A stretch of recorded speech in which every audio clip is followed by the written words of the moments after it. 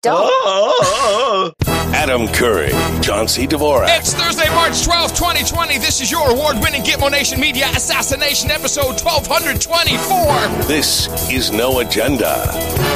Flattening the curve and broadcasting live from Opportunity Zone 33 here in the frontier of Austin, Texas, capital of the Drone Star State. In the morning, everybody. I'm Adam Curry. And from northern Silicon Valley, where we're all asking the question, how's that V recovery doing?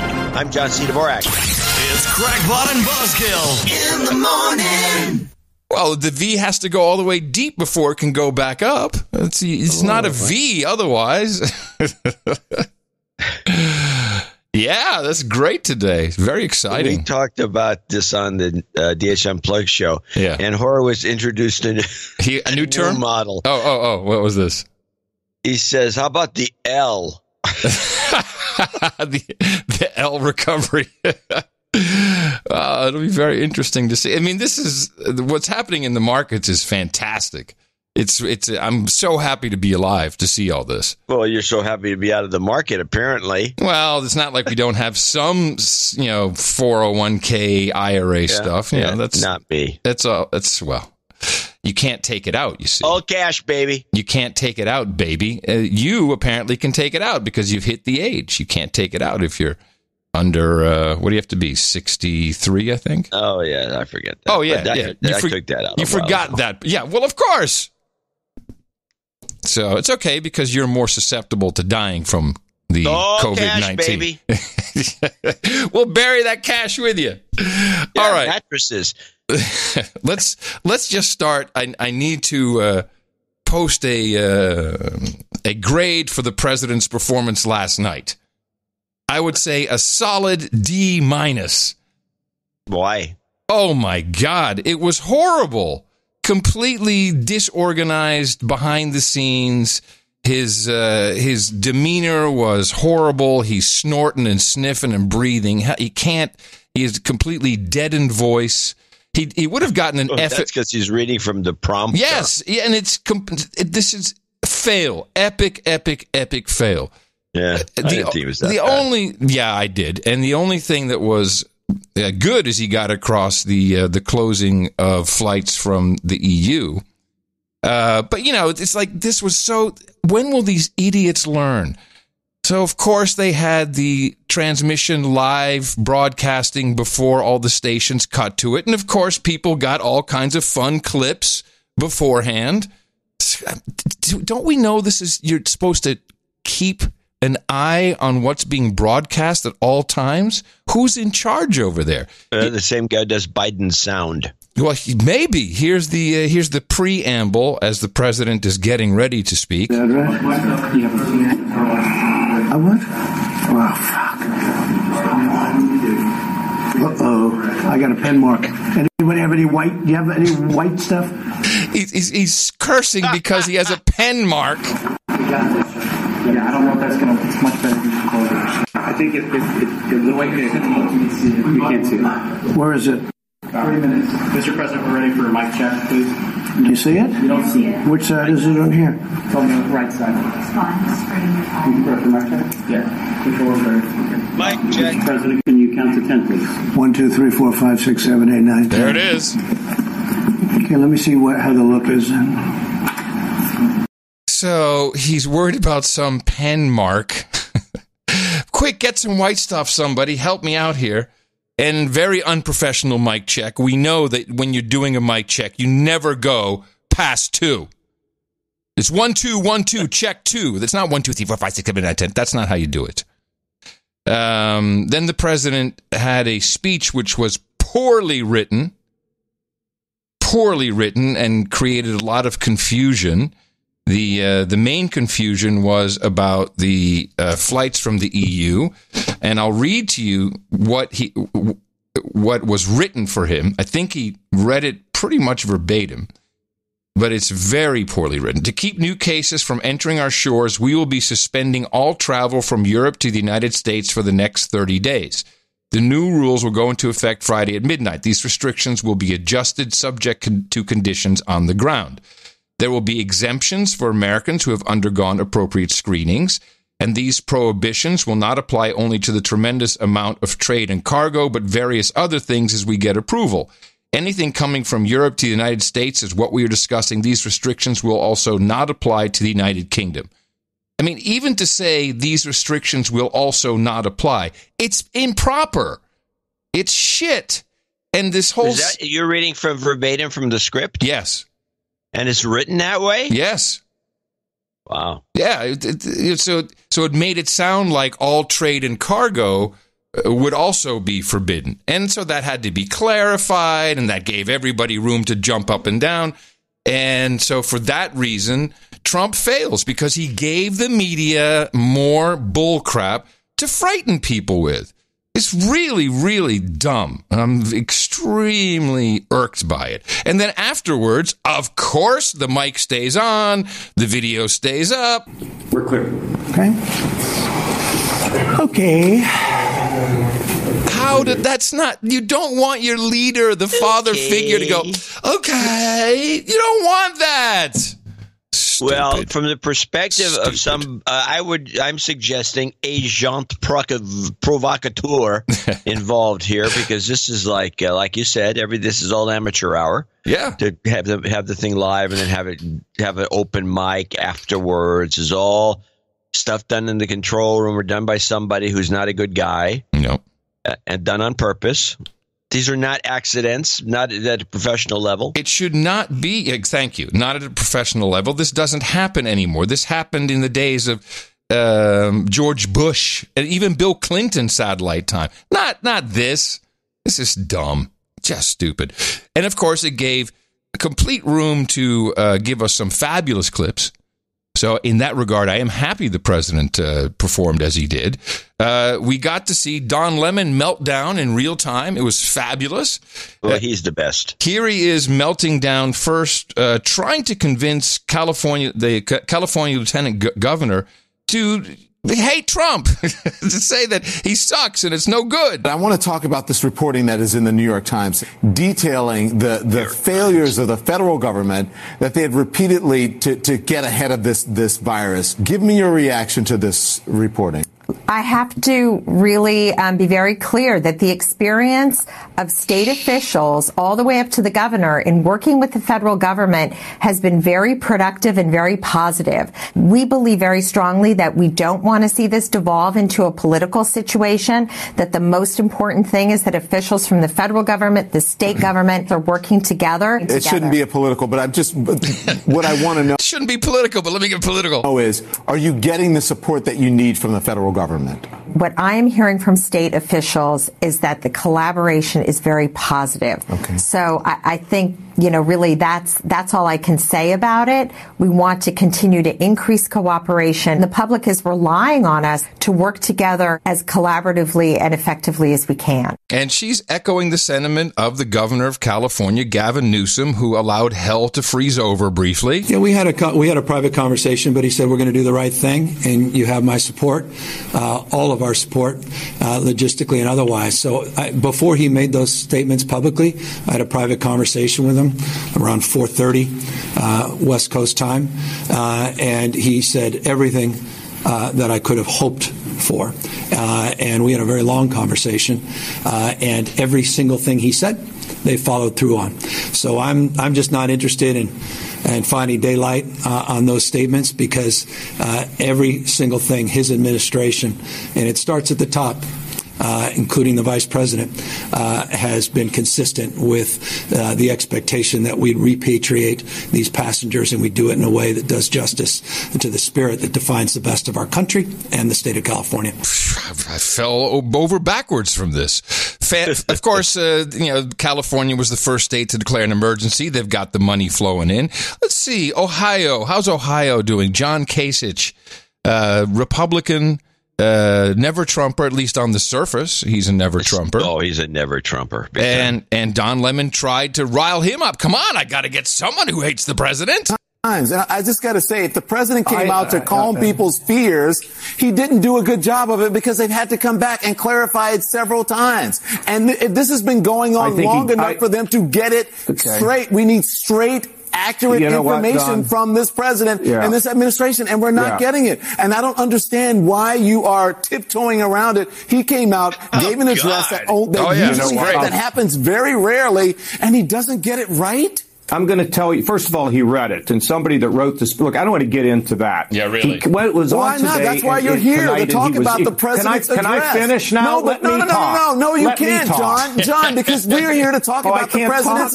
Wait, we're here. I don't want you to go on and deflect and talk about something else, because we're here to talk about the president's address. And you said that someone else wrote it. He's the president. Even if someone else wrote it, it should be right. I know he did, and he has to be Don. He put this thing out because there was some confusion out there. Okay, now there's more confusion, John. And what I'm trying to say to you, Don, we got to move down the road. Looking back doesn't get things fixed. We're not looking back. The president's address was tonight. That is the newest information with this. Is the president's address. I think it was fine. That's what I think. You think inaccurate information that you have to come back and clarify 2 or 3 times, you think that's fine? I thought he did fine. That's what I thought. I thought he had the right tone, and he no longer played around with, we're going to blame Democrats or forget this stuff. I hope he's trying to move forward because he understands the seriousness of this situation. Now, the fact that they clarified, it isn't unusual in a speech for somebody to clarify something, okay? But I don't think that the tone he showed tonight takes away from some clarification. I think he set a serious tone. That's what I wanted out of him for a long time, and I think we got it. John. That's what I think. And I think we be need to serious move forward. And sit here and tell you 4 + 4 = 85. Don needs a vacation, man. He really needs a rest. What kind of a reporter is this? He's not a reporter. It's the View for CNN's late night, overnight. If you want some politicization of it, for that we need to go to CNN, where our brand new correspondent, contributor is Andrew Yang, former presidential hopeful, who loses all credibility by doing this. Nothing makes you appreciate a functional government like a global pandemic. Right. Yes, I've always said that. Yeah, no, you're right. But I mean, none of us, there's very few people who have seen what happens when a society, has the potential to really burst at the seams. Yes. I mean, Joe Biden's argument has been about sort of a return to moral normalcy, but it's also going to begin to look like a return to competence. Because Trump and the Republicans have been running the government in sort of an anti-government frame, which is not what you want when you're dealing with a health crisis. And we all know when Joe becomes our president, he's going to bring back many of the Obama alums who are really, really competent and technocratic. And there's going to be real hunger for that in the days to come among many, many Americans if the coronavirus crisis continues to grow. I'm hungry for some technocrats. I cannot wait. Now, here's what I would have recommended the president do. Hold on. Stop a second. I understand now that Biden is going to bring into the White House Obama's mom. Yes. I'm sorry. It's Michelle's mom. Yes, she'll be living with them. Exactly. Yep. Exactly. Now, what's happening, and thank you, everybody. Producers from around the world are sending reports in. I've been reading them all night. Tina, the keeper, and I looking at everything, comparing. First of all, it seems like test kits are really not available anywhere. They are available, of course, but this is not like a spit in the tube 23andMe, which I think people think that that's what it is. Oh, done. Coronavirus? Yes, no. What am I doing?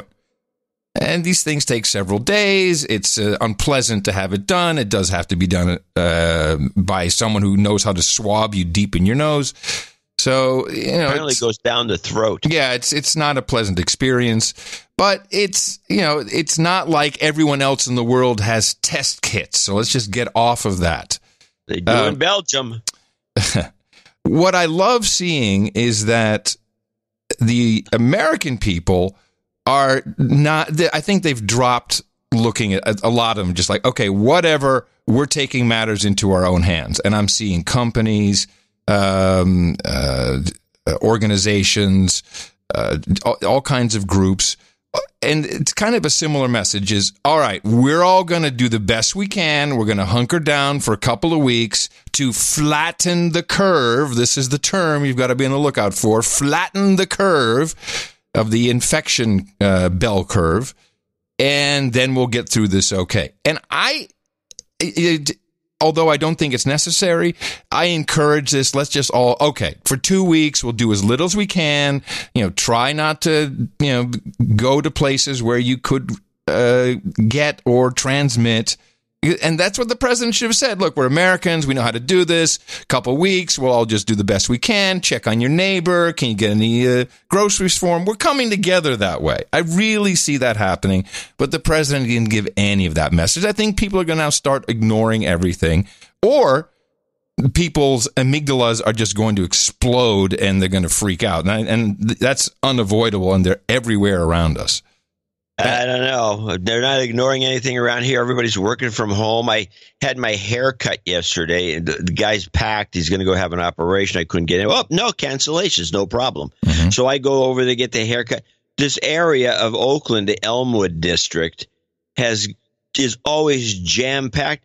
Parking on the street. The parking lot itself was dead empty. The hair salon, I was the only one in there. Yeah. And there's a lot of reports about that. Everybody's hunkered down. It's hilarious. But that's what I'm saying. That's what I'm saying. It's like, this is a good idea. Do that. That's what Americans do. We're bonding together.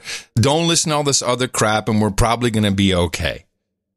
And everything else is, maybe the recommendation, stay off of social media, because people are making each other sick just by talking about it. Well, they've been doing that for years.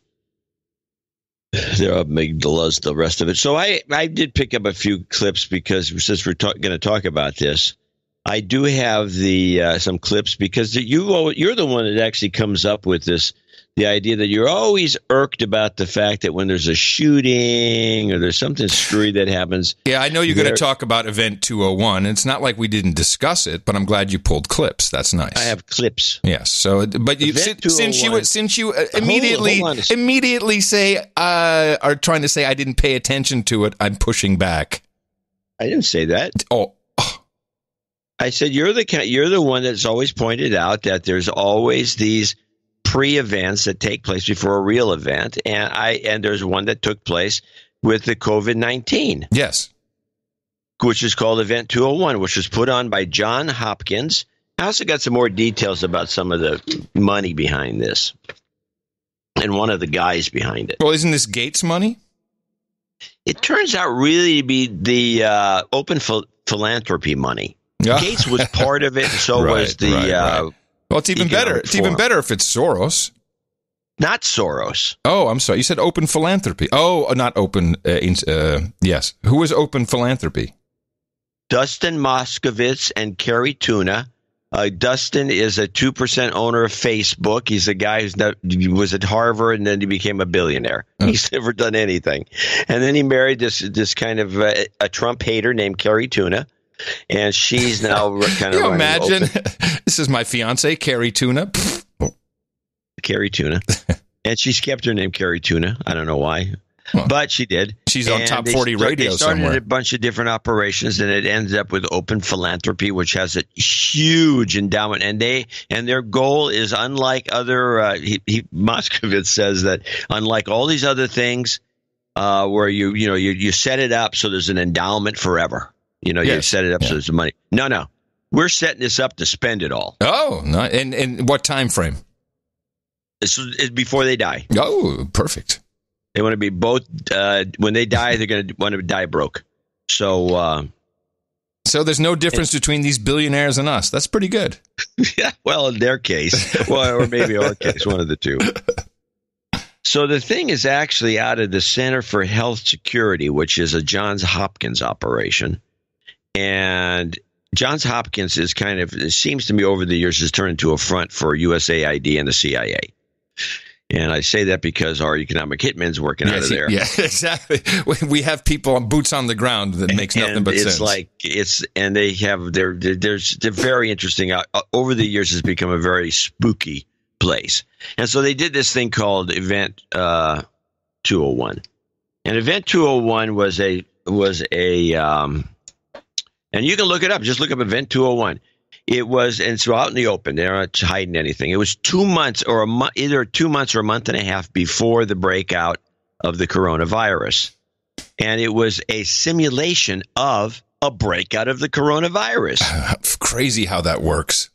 And so I have about 4 clips, and I have a couple of bonus clips later that talk about it. And here, for example, this is the Event 20. And you have to remember, everything here, it was a half-day event, and it was a simulation, and it was a table read kind of a TV show, and it was the scenario for what actually took place. So let's listen to the intro. This is Event 201 intro to the event. The goal of the Event 201 exercise is to illustrate the potential consequences of a pandemic. The Event 201 scenario is fictional, but it's based on public health principles, epidemiologic modeling, and assessment of past outbreaks. In other words, we've created a pandemic that could realistically occur. And for those interested in our assumptions, we will have a lot of the background research of the scenario publicly available on our Event 201 website at the conclusion of the exercise. The policy discussions, the challenges to be discussed in this exercise represent controversial, high-stakes issues that would require high-level input from business and government leaders. So just a few housekeeping notes before we get started. For our in-person audience, please do silence all your electronic devices, but you may tweet at hashtag Event 201. Yay. Excellent. You may tweet. So they go on, and then she enters, okay, we're ready to rock. And so they go with the movie. They present a movie. Here's how it works. They presented a movie about how it started. And then they have a phony newscast from GNN, and the newscast goes on about it. And then they go. It's like they might as well ring a bell and go, okay, now it's 3 weeks later. Here's where we are. But let's listen to the movie of how this whole thing got started. And with that, here in New York and online, welcome to Event 201. It began in healthy-looking pigs, months, perhaps years ago. A new coronavirus spread silently within herds. Gradually, farmers started getting sick. Infected people got a respiratory illness with symptoms ranging from mild flu-like signs to severe pneumonia. The sickest required intensive care. Many died. At first, the spread was limited to those with close contacts, healthcare personnel, co-workers, and families. But now, it's spreading rapidly throughout local communities. International travel has turned local epidemics into a pandemic spanning the globe. Just 3 months ago, CAPS started in South America, but has now reached several countries with more than 30,000 cases and nearly 2,000 deaths. Hey, have we gotten any terrifying numbers out of South America? Anything from Mexico? I mean, do we have nothing, right? Nothing. And Africa still as good as nothing. Blacks can't get it. Well, the weather seems to have an effect on it, and it's not supposed to. I thought it was it'll all be over when the weather gets warmer. No. They said initially, and they reiterated this. This is not weather dependent. It will not be over. Where was this reiterated? It was reiterated over and over. I didn't even bother to clip it. I thought you knew that. No, I had heard quite the opposite, actually. No, you've never heard that. Yes, I did hear quite the opposite. Well, if you did hear it, you're hearing other stuff. Like, for example, I heard this the other day on the radio. Oh, it turns out that this, by the way, I don't know why you were argumentative, because this is all fitting into your... I'm not argumentative. I'm just telling you what I read. Well, I heard on the radio this little ditty, which really got to me, was, the thing is, the seasonal flu is worse because it spreads faster. This is from one of these local experts. Yeah. Well, that's not the way no. We were told, I don't know if you remember or not, but I remember they were told that this is virulent. one person will give it to 3 people, and 3 people will give it to 9 people, and on and on. And it was going to go like a bat out of hell. In fact, this Event 201 kind of projected it to be that way too, which. Well, I'm reading everywhere from like CBS News and Duke University that they think that it will affect the spread. I believe this is new.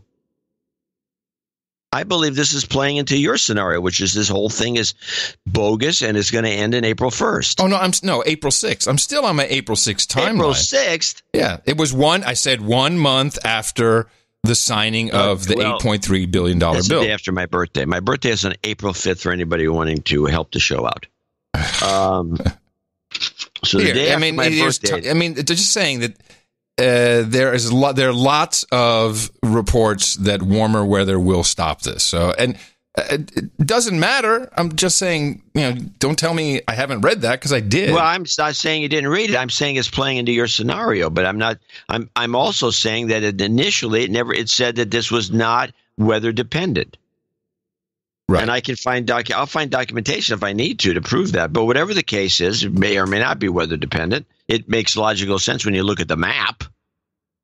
Except in Australia, where they do have a number of cases, and then most recently, Tom Hanks. Well, now let's just talk about Tom Hanks, because you can make the prediction right now that by Monday we'll have multiple celebrities self-quarantined. So they may or may not have the virus, but they'll be self-quarantined and all over Instagram. This is going to be a trend. Hi, guys. Well, it has to be. Hi, guys. Here I am. Hi, guys. Just before Tom Hanks was announced, I was talking at the table to dinner. Yes. And I said to the kids, the whole thing is bogus unless some celebrities get it. But Tom Hanks is like, why did you have to go straight to the top right away? Build it up slowly. Give me a Miley Cyrus, give me, maybe the Kardashians, they need that for the show. That could work very well. Yeah, don't go straight to Tom Hanks. That was, I think that was overdone. Well, but then she says, she mocks me, my daughter, saying that Tom Hanks says it. And I said, well, it doesn't count until he dies. So now I've changed my tune to it. None of this mean anything until some celebrities drop dead. Well, hold on a second. I'm changing the table here. That would have worked very well if the Pope had died. That would have been the right celebrity. The timing was perfect. That didn't happen, of course. No. I would say we should keep an eye on Ruth Ginsburg. Would be someone to watch. Ooh. Yeah, that I think we should watch out for. The only reason I brought up the temperature or the weather change is, just turn the weather machine on. That would be easy to get rid of it. April 6th, the market's not going to be back to normal. The V will have started, no doubt. But the money's in. It has to die down. It has to die down. We cannot have a Democrat convention with this underway. It will stop. And not that the virus will stop. The track. Let's go back to Event 201 and what was predicted and what they were working on what was their game plan. Now, this is the third clip. This is the 3 weeks in. Now, this is what they came out with, like the bell would ring and somebody come, now we're 6 weeks in. Now you have to remember what happened to the real corona, the one in China, and the scenario they had predicted or they'd put together for us, depending on how you want to look at it. This is Event 201. Listen to these numbers. This is 3 weeks in, which would have been somewhere around, I don't know, January 20th, you think? Well, yeah, although it was already, actually January 25th, it was already well reported. And the way the scenario ran was it was underreported for the first while, and then within 3 weeks, though, still, this is what you got. Welcome back. Please silence your phones. We now pick up the scenario 3 weeks later at the third meeting of the board on November 29th, 2019. Thank you all for reconvening at short notice. We need to present to this board a serious new issue related to the economic fallout that is accruing over the pandemic. Let's start by getting the latest numbers and distribution from Dr. Rivers. The CAPS pandemic continues to grow, with more than 1 million cases and an estimated 73,000 deaths worldwide. These are only estimates because many countries are having trouble keeping up with surveillance and laboratory testing. Our models are showing that with this continued rate of spread, there may be 5.5 million cases and almost 350,000 deaths in 1 month. The 3-month projection is alarming, with potential for over 30 million cases and 3 million deaths. The Americas are still the most severely affected, but there are large outbreaks occurring in many countries across the globe. Countries with limited healthcare infrastructure have seen the highest death rates so far, but healthcare systems in high-income countries are also becoming overwhelmed. Financial markets have tumbled, with all down significantly for the year. Economic disruptions are being felt across the globe. Thank you, Dr. Rivers. So now let's look at this recent exchange on GNN that focused on the economic and financial crises that are rippling around the world.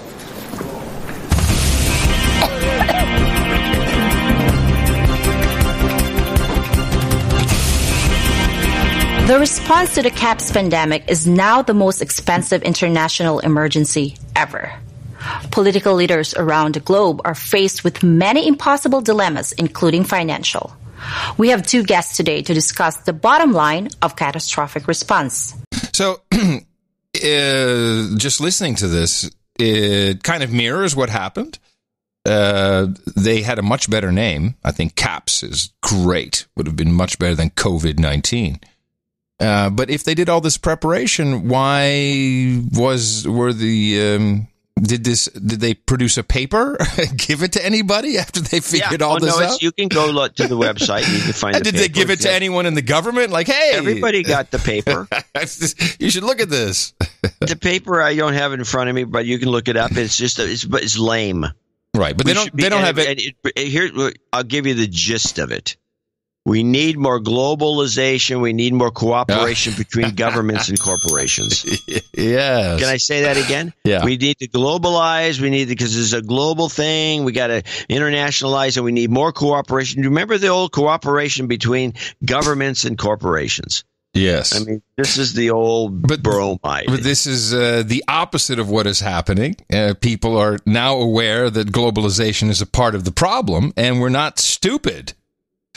By the way, Tom Hanks went askew. Tom Hanks's kid, Chet. Now he's a rapper or a hip hopper. I'm not quite sure. He's completely tatted up, except for, I'm sure not his neck and face. I don't think his parents will allow that. And he is. So he does this 33-second video. In fact, it cuts. It should be 34 seconds, but he literally cut. Yeah, cut. He one of his main tattoos in the middle of his chest is the all-seeing eye, and I have to say that throughout the reporting on coronavirus, the number 33 is everywhere. It's 33 cases, 33 diagnosed, 33. It's 33 is all over the place. And we've always seen that as some kind of code, a message. It's really prevalent right now. And here's the 33-second video from the all-seeing eye kid. What's up, everyone? Yeah, it's true. My parents got coronavirus. Crazy. They're both down in Australia right now because my dad was shooting a movie down there. But I just got off the phone with them. They both are fine. They're not even that sick. They're not worried about it. They're not tripping, but they're going through the necessary health precautions, obviously. But I don't think it's anything to be too worried about. I appreciate everyone's concern and the well wishes, but I think it's all going to be all right. But I appreciate it, and just everybody. It cuts off 33 seconds exactly. And I actually went on a quest to find mainstream interviews with people who are suffering, have suffered, family members, etc. I almost unfindable. 4 on YouTube. 4 mainstream news organizations that interviewed people with pretty much the same results, which is I mean, I can play a few, but let's get back to the Event 201. Here's the end. This is the wrap. the wrap. So as you can see, the CAPS pandemic was catastrophic. And as we've said, the impact of a severe pandemic is not only a result of the disease itself, but really the cascading economic and societal consequences that would follow. Now, we don't want to give you the impression that traditional public health measures aren't valuable, because they absolutely are. In fact, in the 200-some outbreaks that WHO responds to each year, interventions such as isolation of the sick, social distancing, disease surveillance really do help to interrupt the spread of disease and control epidemics before they become pandemics. But in a severe, fast-moving pandemic, it may not be possible to contain the spread through these kinds of traditional measures. And as we saw in the scenario, there's a limit to what government, NGOs, and global business can do on the fly to stop a widespread and lethal pandemic. That's why prior planning and promotion of routine public-private cooperation in advance of the next pandemic is really critical. Well, that's interesting. Governor Cuomo certainly took that to heart. Well, before we get to that, I want to just bring a couple of little things that bugged me about this whole thing, besides the fact that it looked like a playbook. And it was one of these things that took place just before an event. This was on CBS. I saw this guy over and over and over again on the different networks and every place else. Pandemic expert on CBS. Play this is on Norah O'Donnell's show. Hold on a second. And tonight here we go. And we want to bring in Dr. Tom Inglesby. He's the director of Johns Hopkins Center for Health Security. You might have seen Dr. Inglesby on 60 Minutes on Sunday. So this is the guy who was part of Event 201 then? If it was at Johns Hopkins, he would have known about it, right? Part of it? Doctor, thank you so much for joining us. Today, the WHO declaring coronavirus a pandemic, and then we heard Dr. Fauci of the NIH say that this is 10 times deadlier than the seasonal flu. That's a pretty serious message, Doctor. Yeah, it is a serious message. Both the pandemic announcement is serious, I think mostly for countries in the world that haven't had cases yet, to kind of make sure that they're clear that this epidemic will affect them. But Dr. Fauci's his discussion about the seriousness of this virus as compared to seasonal flu, I think he's absolutely right. Yeah, this times 10 is constant. The issue I have with the numbers is, of course, the numbers. The denominator for seasonal flu is people who have died of flu or pneumonia.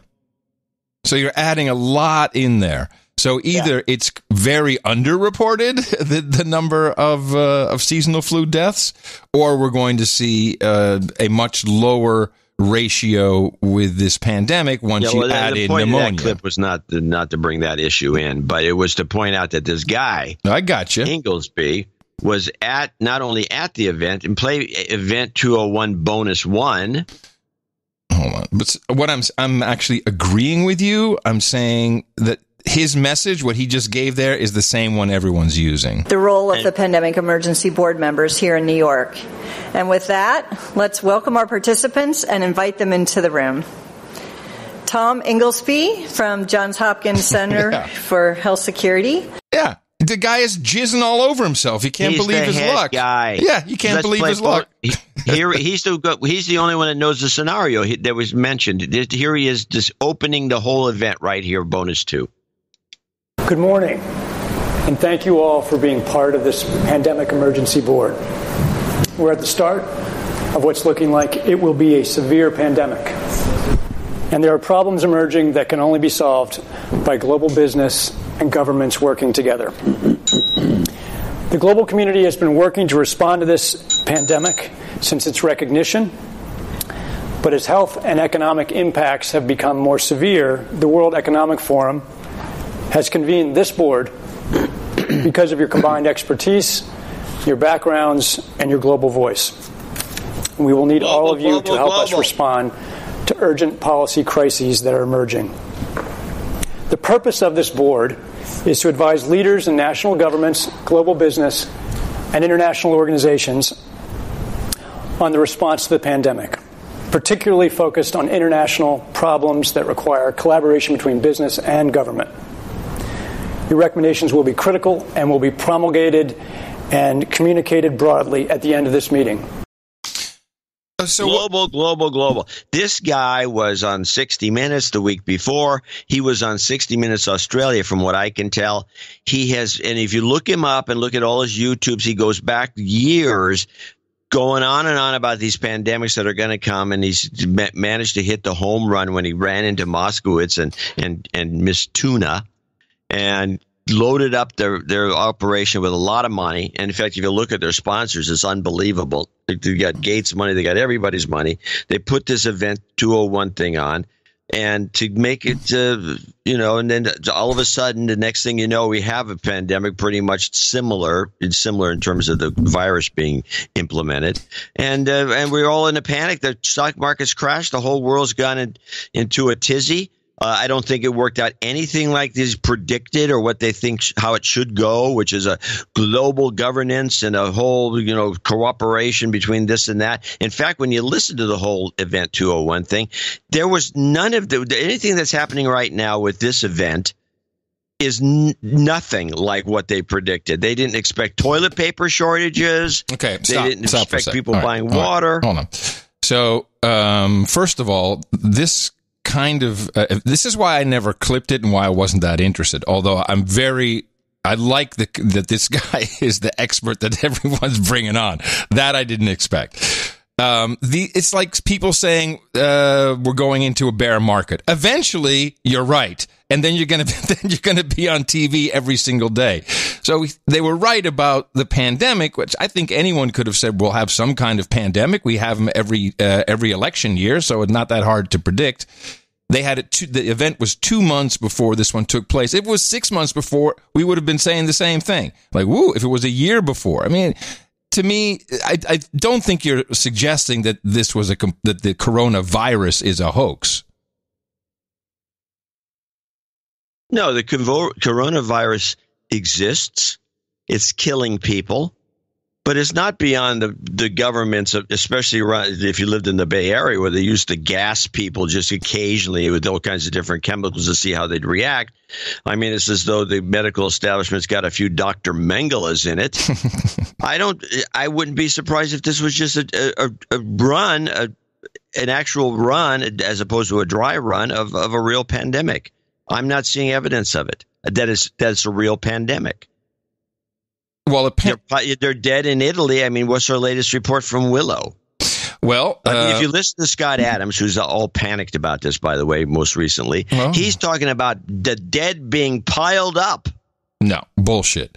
I'm in constant contact with my sister Willow, who lives in Firenze, near Florence. And in fact, she gave me kind of a blow-by-blow as the president came on, their president came on television last night and said, okay, here's what we're doing. It's not a total shut. When you ever hear total shutdown in Italy, no, it's not a total shutdown. If you're driving around, it can, you're going to work, it's okay. If you can stay at home, please stay at home. They are closing restaurants, which is, that's a problem. I think they already were supposed to close after 6 o'clock. If you are going out, then you have to have a self-declaration form, which you can print off right off the internet, fill it out. Now, of course, people are jittery, so weird stuff happens. But otherwise, there's inconvenience of the grocery store where they only let a few people in at a time. But there's no mention even in it. Now, there's a lot of conspiracy theories in Italy. And there's a number of them, some of them I actually kind of like. The big one for the Italians is this is a bio weapon deployed by China because they want to buy up the country. And it's happening already. Italy has been selling out to China. In fact, another conspiracy theory claims that because Italy was the first country in the EU to open up their hearts, their minds, and their wallets to the Belt and Road Initiative, as we've discussed many times, that this was a punishment. So first we punish China, for being Chinese, and then any collaborateurs, including the Italians, will give them a dose of their own medicine. The one I also like is the 5G conspiracy theory, that 5G is being tested. They turned up the power to see how people would respond in Wuhan, and of course, at a certain point, there's too much RF radiation, and people start to get sick. There's reams of internet material on this, how you can get sick from radio frequency, overpowered radio frequency near your body. And, just for good measure, they tested it out in Italy as well, where they're deploying 5G. So there's a lot of these types of theories, but it's not... she says the same thing. She says people are panicking. The toilet paper, I've looked into this. And if you, people listening, not you, John, but if you went out and got toilet paper, if you were seriously thinking about it, your amygdala is inflamed at best and probably enlarged to a degree. This is a control mechanism. There's pretty good articles about the psychology of it. Of course, if you're really going to be shut in, you're not going to use... The toilet paper is not handy because you need food and you need things to drink and, other important things that you could think of. But no, toilet paper is because people are very confused, feel out of control. They see people doing stuff. And this is all from a large amygdala perspective, just as if someone in front of you is walking through the woods and they jump because they think they saw a snake, you'll probably jump too. And the toilet paper rolls are great because it's big and it gives you a very good feeling when you can take big control of something. Like, okay, I'm in control. I've got big thing, taking that back. It's complete panic that is set in when people do these things.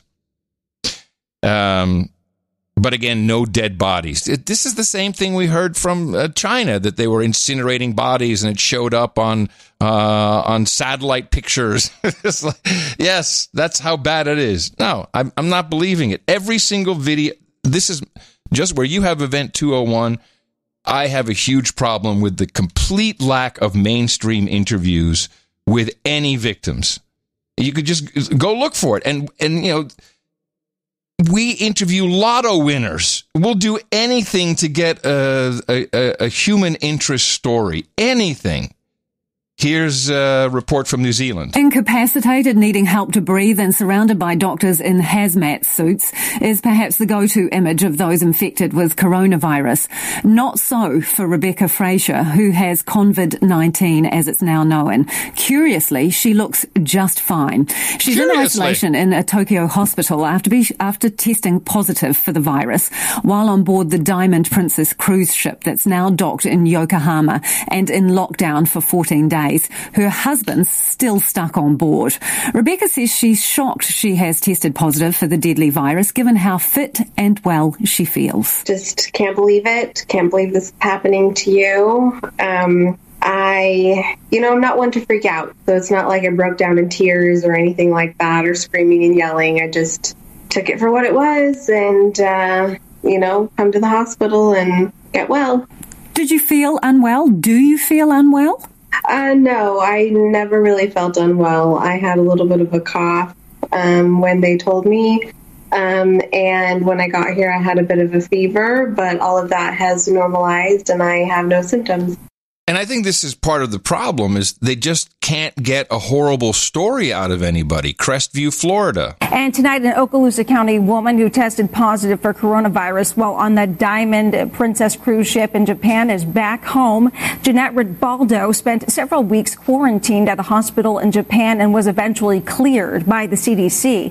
Ribaldo talked exclusively with Channel 3's Renee Beninati. And Renee, how is she doing tonight? April, tonight Ribaldo is back home in Crestview and healthy. She tells me she was quarantined in Asia for close to a month after catching the coronavirus. I cried when I saw it. It really brought a lot of emotion. Jeanette Ribaldo showing us the get well notes that now fill her home. I hadn't felt bad. I never worried about my safety or my health, but all these people were sending so much love. Ribaldo was one of close to 4,000 people aboard the Diamond Princess cruise ship. And then the top hit on YouTube or, Google Video does the same. NBC News, the only one I could find from NBC. What's weird about these symptoms, and seems to be true for almost everybody, is I went days without knowing I have the virus. Then all of a sudden, just clicking my fingers, I jumped from normal temperature to 103. I developed a small dry cough, but unlike colds or other flus that I've had, there was no stuffiness in the nose, no nose drip, no sneezing, no body aches, no chills. So that was the weird part of this. My worst symptom was the fever, and that hit for only about 8 hours. And then, like every fever after that, I was drained, feeling lethargic. I was definitely dehydrated. There are no antibiotics for this, so they were pumping me up with a ton of Gatorade. I've been through every color of the rainbow of Gatorade to keep myself hydrated. And other than having the dry cough that still persists, it's getting better now. Corona virus. So I'm just JC, not buying it. JC has what I think is the coronavirus out. And the description that woman has pretty much the same description exactly. Your son, JC, has it, you say? You think he has it? Yeah. Well, it could be the flu, too. It could be something. But whatever. It's exactly what she said. It's the same thing. You're not debilitated, but you get this stupid cough, which is annoying. Right. And but the thing is, they will not give him a test. Exactly. This is the same thing in Rotterdam. Well, is it possible that they won't give the test because they don't want to see the real numbers? No. What I understand. Well, it's easier to deal with if you don't have to deal with real numbers. It might be that it's more common than we think. It might not even be new if you really go out there and start testing. So I don't know the answer to that, but I know that around the world I'm getting the same report. Someone says, hey, I think I have a coronavirus. I have symptoms.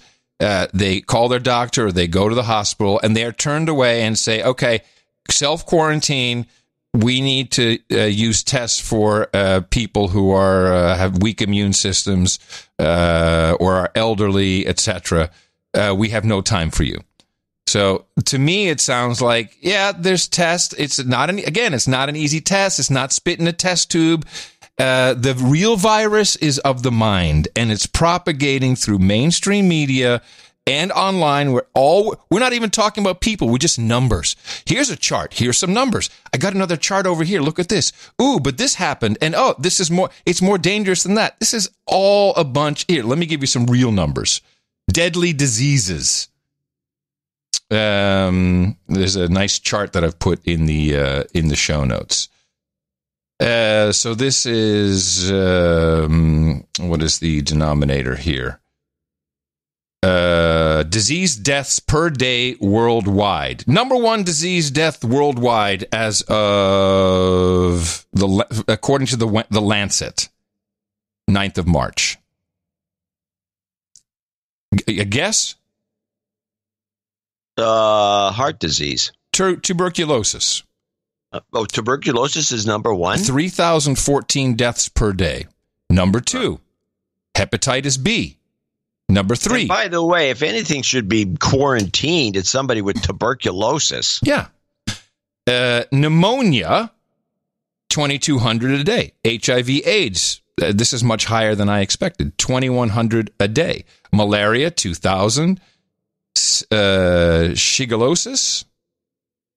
What is shigellosis? Never heard of this. I don't want it because it kills 1,600 people a day. Rotavirus, 1,200. Seasonal flu, 1,000 people a day.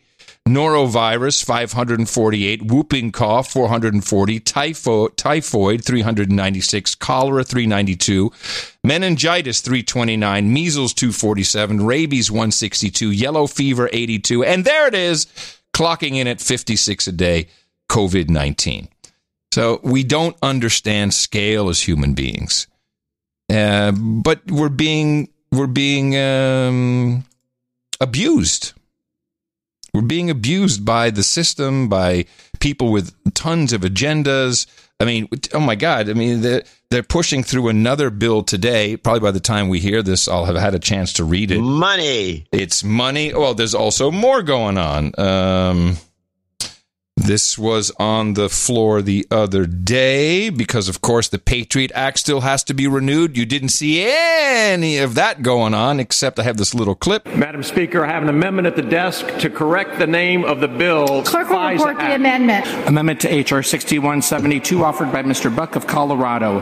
Amend the title so as to read, a bill to be known as the Federal Initiative to Spy on Americans, FISA Act. At least we still have some humor here and there. So actually, here is now Pelosi. Now this is also political. Trump asked for something very big.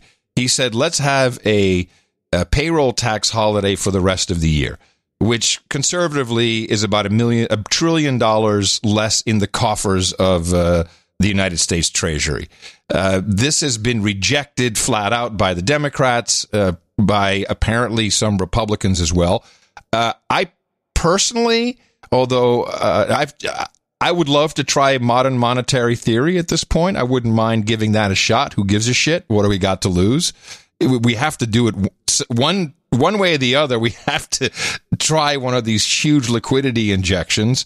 Although obviously I'm against the Federal Reserve and the way it's been set up, but we could give it a shot.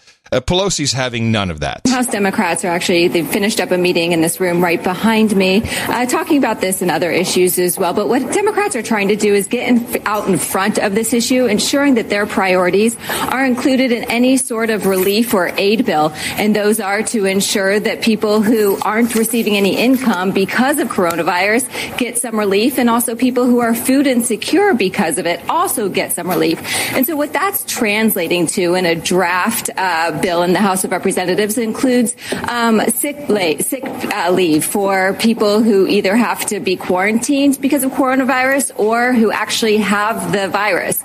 Other things is an extension of unemployment insurance and an extension of food stamps and aid for kids who gets free and reduced lunches at school but can't go to school because their schools are closed. But what's not included in this amen is the president's biggest priority, and that's a payroll tax cut. That has fallen flat on Capitol Hill among Democrats. Even some Republicans are saying that if people are not working, then a payroll tax cut does no good. So what also is not included in the House bill at this point is anything else that the president is wanting. But we do know that Speaker Pelosi and Secretary Mnuchin spoke just moments ago, and that Pelosi wants a vote on this bill tomorrow before they leave town for a week. Amen. Yeah, so this is another little, that's why I played the whole thing out. So tomorrow would be today before they leave for a week. Oh, they should not leave. They should be right in their seats in D.C. working very hard on this crisis. I think it would be very bad optics for them to leave. Then again, Pelosi could continue to propagate her message. This is what she's saying in every interview. This is Armageddon. My view, civilization as we know it is at stake. Civilization as we know it is at stake. This is Armageddon. To which we say... Now here we have ham radio, guys. Ham radio is the public service network of last resort. When the apocalypse comes, we're the guys who are going to save the world, right? Exactly. So we're going to play Corny's clips. Play starting a podcast. No, hold on. While I look for that, here's my ISO recommendation. This is Armageddon. I thought that might be useful. I'm starting a podcast. This has truly been a dream of mine for years, and I'm finally going for it.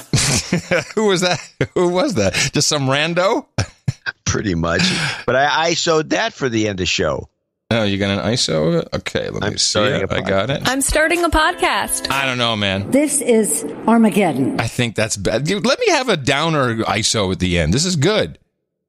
Because then we can laugh at it. What, the Armageddon one? Yeah.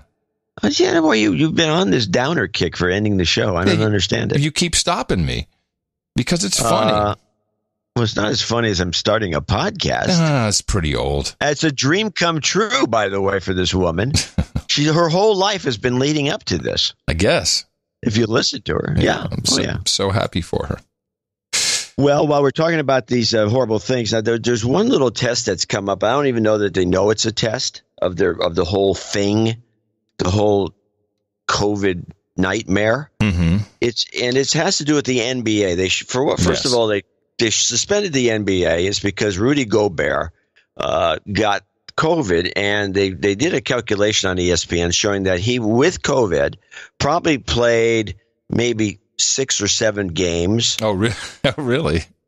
And he's a starter, and he would be bumping and breathing and bumping and sweating on at least, I don't know, about 60, 70 players. Mm-hmm. Now, they should all get COVID if it's as virulent, even if it's even mildly virulent, and we'll see if that happens. But in fact, here's the announcement. As it came in it got everybody irked. This is NBA suspends, an 18-second clip just came in right live on the news. They had to stop the news feed and bring this in. And we are monitoring breaking news tonight. The NBA just announcing a player has tested positive for the coronavirus shortly before a game between the Utah Jazz and Oklahoma City Thunder. The NBA now announcing they are suspending the season. Nora? And that is huge news. Huge. It's huge. Now, here's a funny pair of clips I want to play just to show you that no matter how rich you are, you can still be kind of you can be rich and powerful, but where your place is in society you may not understand it completely. And this is I got 2 clips. This is about LeBron James. LeBron James, it was told that they may be playing games, and there would have been one tonight, but they suspended the season.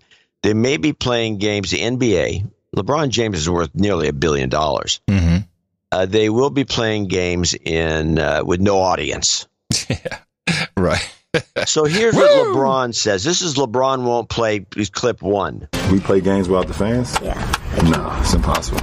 On Friday night, after his Lakers pinned the Bucks, LeBron James let it be known that if the league schedules games with no fans in NBA arenas, that he would not play. If I show up to an arena and ain't no fans in there, I ain't playing.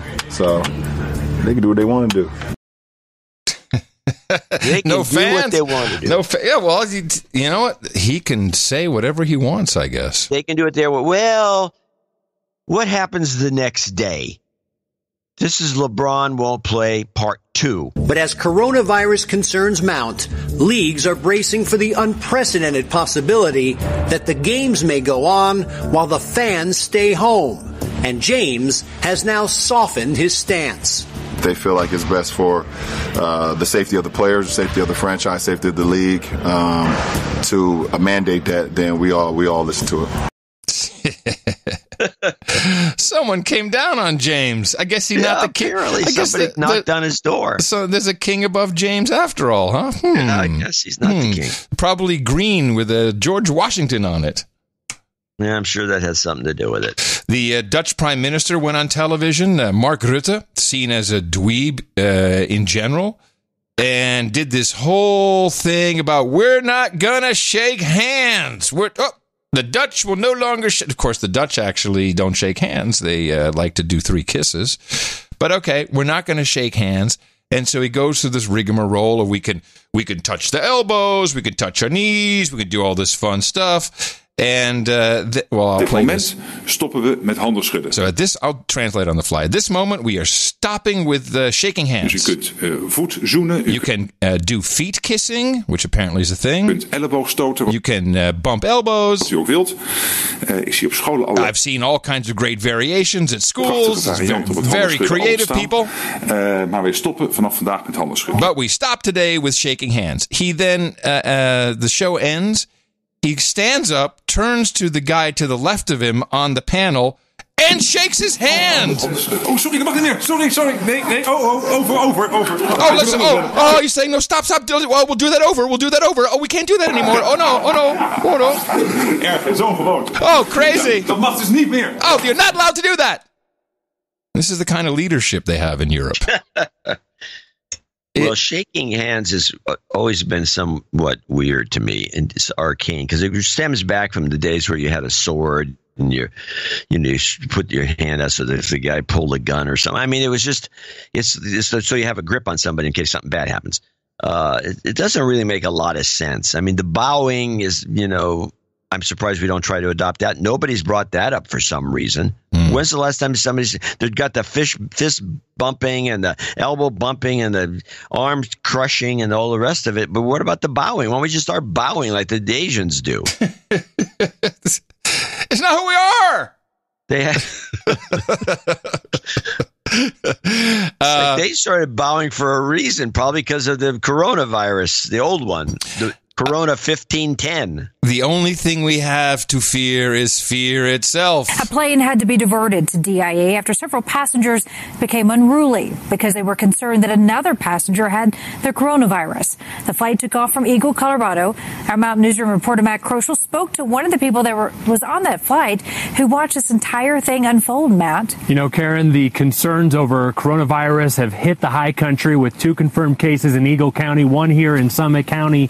So the people on board this flight on Sunday noticed another passenger was coughing and sneezing. They contacted the crew on board and demanded that passenger was removed from the plane. But that's not exactly what ended up happening.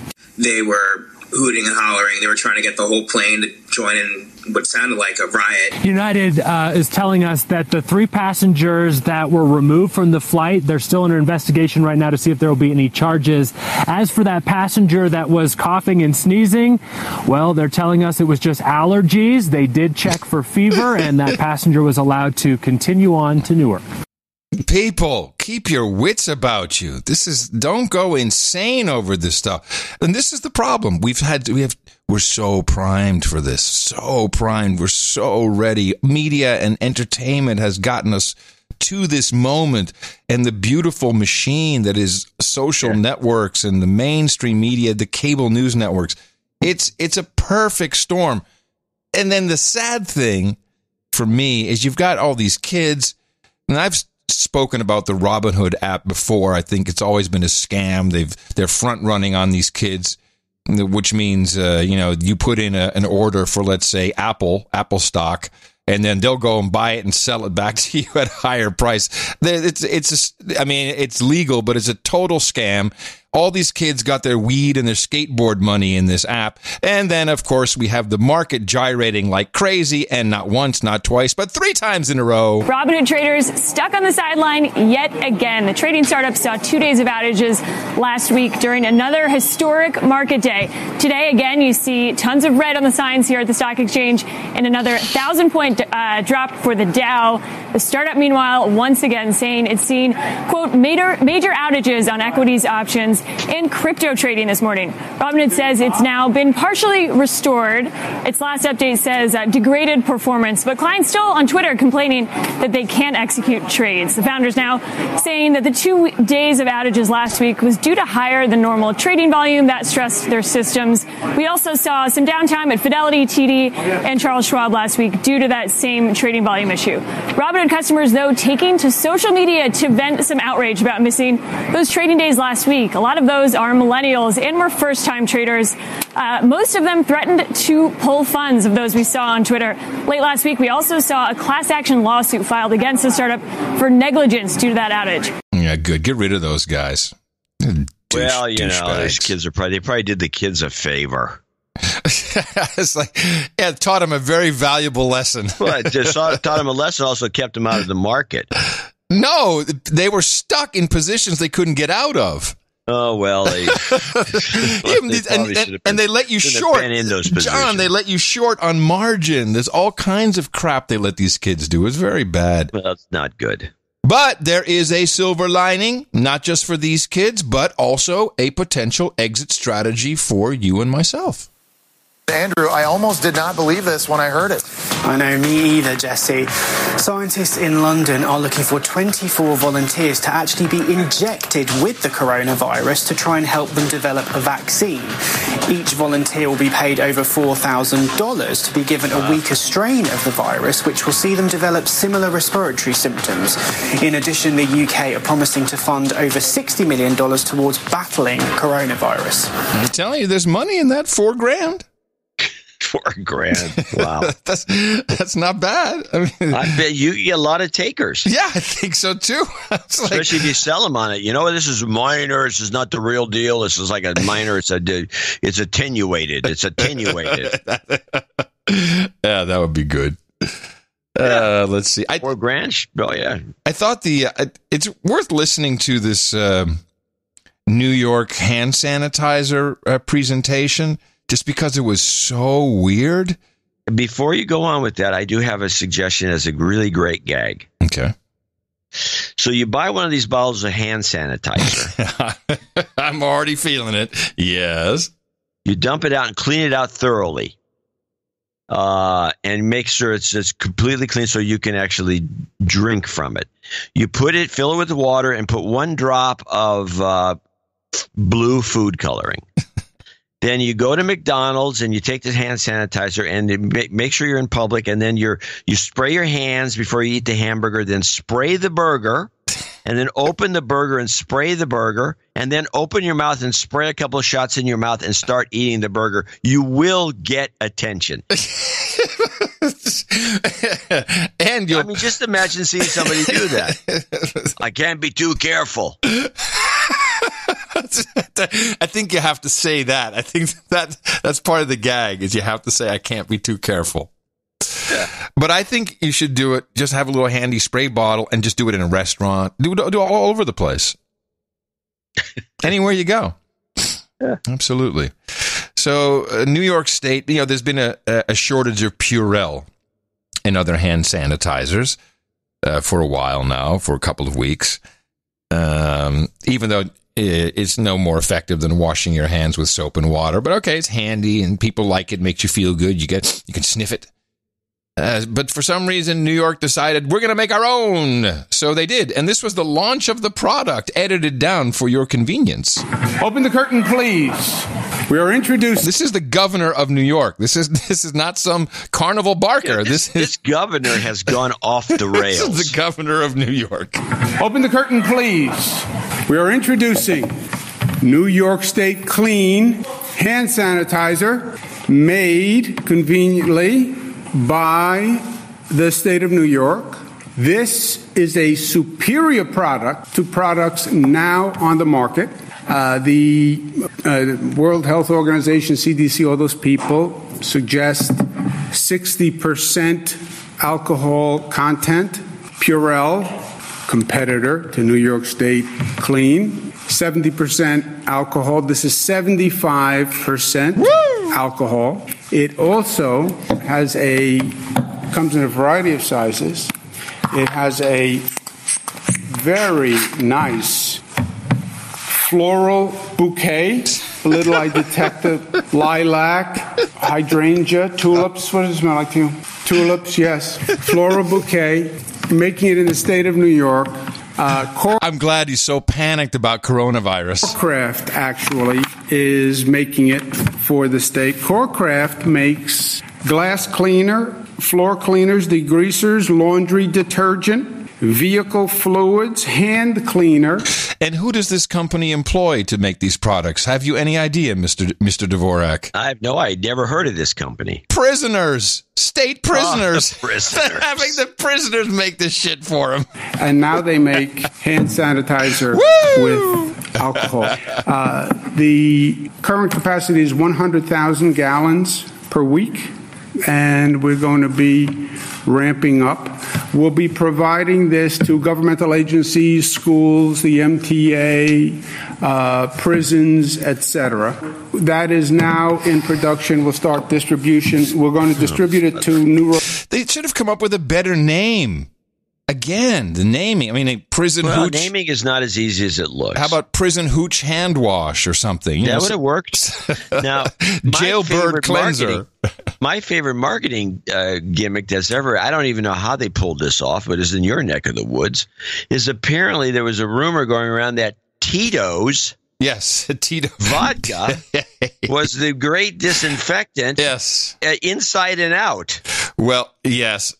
And it turns out it just doesn't have enough alcohol in it. It has to be like 150 proof Tito's. I don't think it's 120 maybe. No, Tito's is normal. It's normal. It's no higher than 100. I think it's like normal 80. Another fun report is the inhaling of vaporized propylene glycol. Yeah, which can't be healthy. Well, that's what vaping is propylene glycol. That's what is in vape juice. Oh, is it propylene glycol, really? Yeah. It's, yes. And apparently that kills it protects against the host. Hey, it worked, didn't it? It's not all vape juice, actually, but the ones I use. And apparently that scientifically is proven to stop the influenza, or to slow it down. We don't know about the coronavirus, but hey, why take chances? Wouldn't that be just funny if you could survive coronavirus by vaping? Yeah, it would be very funny. It would just be the perfect ending for all of this.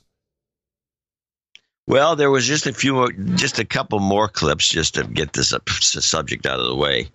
Might as well play. We already talked about the synagogue being cordoned off. I don't need to play that clip. But we do have, just so everyone shows that they're involved, we do have CBS. Again, they've shuttered the New York office because they have some coronas in there. And tonight, we here at CBS News also find ourselves in the headlines. Two of our networks, New York-based employees headlines? Wait, they finally started doing the headline. I didn't know that this was a headline. Well, it is now. Been diagnosed with coronavirus, and they have our full support. Those who worked closely with them have been asked to self-quarantine, and our New York City broadcast center is closed tonight in order for it to be cleaned. None of that, however, will change our commitment to report the news to you, each of you, every night from right here in Washington. Well, as people will know, we too are in the headline, seeing as we have been self-quarantined for about 13 years doing this show. We pretty much don't get out of the house, so will continue to bring you the show twice a week on Thursday. Actually, our model is being copied by CNBC. Thanks, Beck. It's 8:02 now on the East Coast. I'm Joe Kernan, along with Andrew Ross Sorkin at the NASDAQ market site in Times Square. Becky Quick is at CNBC Global Headquarters in Englewood Cliffs, New Jersey. And if you're wondering why the show looks a little different this morning, it's because we are deploying our teams to alternate locations out of an abundance of caution for the safety of our employees and everyone they come in contact with. This is what we will look like for a while, but it won't change what we do every day. Becky, as you can see, is still be in the middle. Bring you the news you need to navigate these volatile markets. U.S. equity futures, I'll tell you, on the Dow, that down 11, 191.22. So, yes, we're also going to be very brave and continue to do the show from different locations just to minimize any potential effects that bring the whole show could be brought down. Yeah, it could happen. The whole studio has to be shut down. Or as in the case of WABC or WCBS, whatever it was in Manhattan, to be cleaned because the place is apparently a crap hole and needed cleaning. Yeah. I will say this, the big upside to all this is the cleaning. They're cleaning the rail cars now. They're cleaning the airline seats, the cushions at the airport. They're cleaning the seats. I mean, they're cleaning finally. It wouldn't be a bad idea to have a national time, like every day. All right, at 10 a.m., we're all going to clean wherever we are. Yeah. Just and then get some of that blue stuff you were talking about. Spray it in your mouth. Yeah. Yeah, exactly. It wouldn't be bad. There's upside to it. So, bottom line for people who are looking for some guidance from us, it's just as risky as anything that can get into your lungs. And I say, from my experience and everybody else's, including Jay, who went up to Washington by herself and drove for a long while. She had to test her driving skills, so she took a 3-hour drive. Now's the time to do stuff. Yeah, now is definitely the time to get go out places. of the house. There's parking. It's true. There's no crowds, except the Costco's still crowded for some reason. The mall the mall in Austin is still crowded. That hasn't slowed. There's certain things that are still crowded for some unknown reason, but the other things aren't. And there's a lot more parking, and it's easier to drive. The traffic is lower. Because especially in the Bay Area, where Silicon Valley, everyone can work from home because they can all work from home. There's half these jobs are bullcrap jobs. There's no reason to be in the office except so somebody could do a head count. So they're all working from home. So the traffic is clear. You can get to the city and back pretty easily. It's like dynamite. Yeah, and be on the lookout. Get some airline tickets. Well, be on the lookout though for the stuff that gets shoved in here and there. That's the main thing. You're going to see all kinds of rules. There will be checkpoints, testing, scanning. People will get used to this, which is sad. We'll see. We'll see if they push the Spying on American Citizens Act. If that's been going on. Push that through. Well, but now is the time to pass stuff because people are not looking. They do that anyway. No matter what, they're getting stuff through. They pass a bill to limit farting in Congress, and it's got all kinds of stuff in it. I have not read this bill yet. Yeah, the farting bill. Yeah. It's that guy from that joker from Colorado, whoever he was. We should make him a hero of the show. The guy who tried to pass the spying law. Oh, that changing the law. Play that clip again. I want to hear it again. Okay. Madam Speaker, I have an amendment at the desk to correct the name of the bill. Clerk will report the amendment. Amendment to H.R. 6172, offered by Mr. Buck of Colorado. Amend the title so as to read, a bill to be known as the Federal Initiative to Spy on Americans, FISA Act. Yeah, Mr. Buck of Colorado. He's our guy. But you know what? It was a good thing. What he did gets attention. That's the clip. Not, of course, you won't see it on any mainstream, but that's the clip that gets around, and so it does bring attention to people to the topic. To us, yeah. Well, we're some people. We count. We do count, and we have a lot of listeners and producers. In fact, we have quite a few producers. And with that, I'd like to thank you for your courage and say in the morning to you, the man who put the C in catastrophe, John C. Dvorak. Well, in the morning to you, Mr. Adam Curry. In the morning to all ships at sea, boots on the ground, feet in the air, the V recovery, and all the dames and knights out there. Yeah, I'm waiting for it. Don't worry. 1,300 trolls in our troll room. In the morning to you, trolls, at noagendastream.com. Trolls in the troll room! And I believe my daughter is even trolling today. She said she was going to check in as she is self-quarantining herself. By the way, we have... Self-quarantine trolls! We have selfquarantining.com in case you're interested in going to that. It gives you lots of tips. Oh, no, it takes you to a noagendaexperience.com page, which also gives you lots of tips for a healthy lifestyle. We love having the trolls there. They're very helpful. Good to get real-time feedback. We're in the loop. And also, for them, great to troll. It's fun to troll me. And anyone else who does the live shows, 24/7, noagendastream.com. Oh. In the morning to comic strip blog. No, wait. Oops, that's the wrong one. That was 1222. What I'm looking for is 1223. Obamacare. That was the title of our previous episode. And Darren O'Neill. How could I mess it up? He figured it out. He got it. He brought us the ultimate artwork for that episode. Stock up now on No Agenda toilet paper. 33 rolls. I mean, there was almost no discussion. It was good. No, it's a no-brainer. Have you ever seen Darren do his podcast? I've heard it. I hear him on the pre-stream before we start. Have you? Oh, you have to watch him visually. He's for one thing, he's got a borderline. He could easily be a professional broadcaster, old school style. Yeah, you can tell. Yeah, how you doing? Yeah, everybody. And he looks like the kind of, and he looks like a radio guy.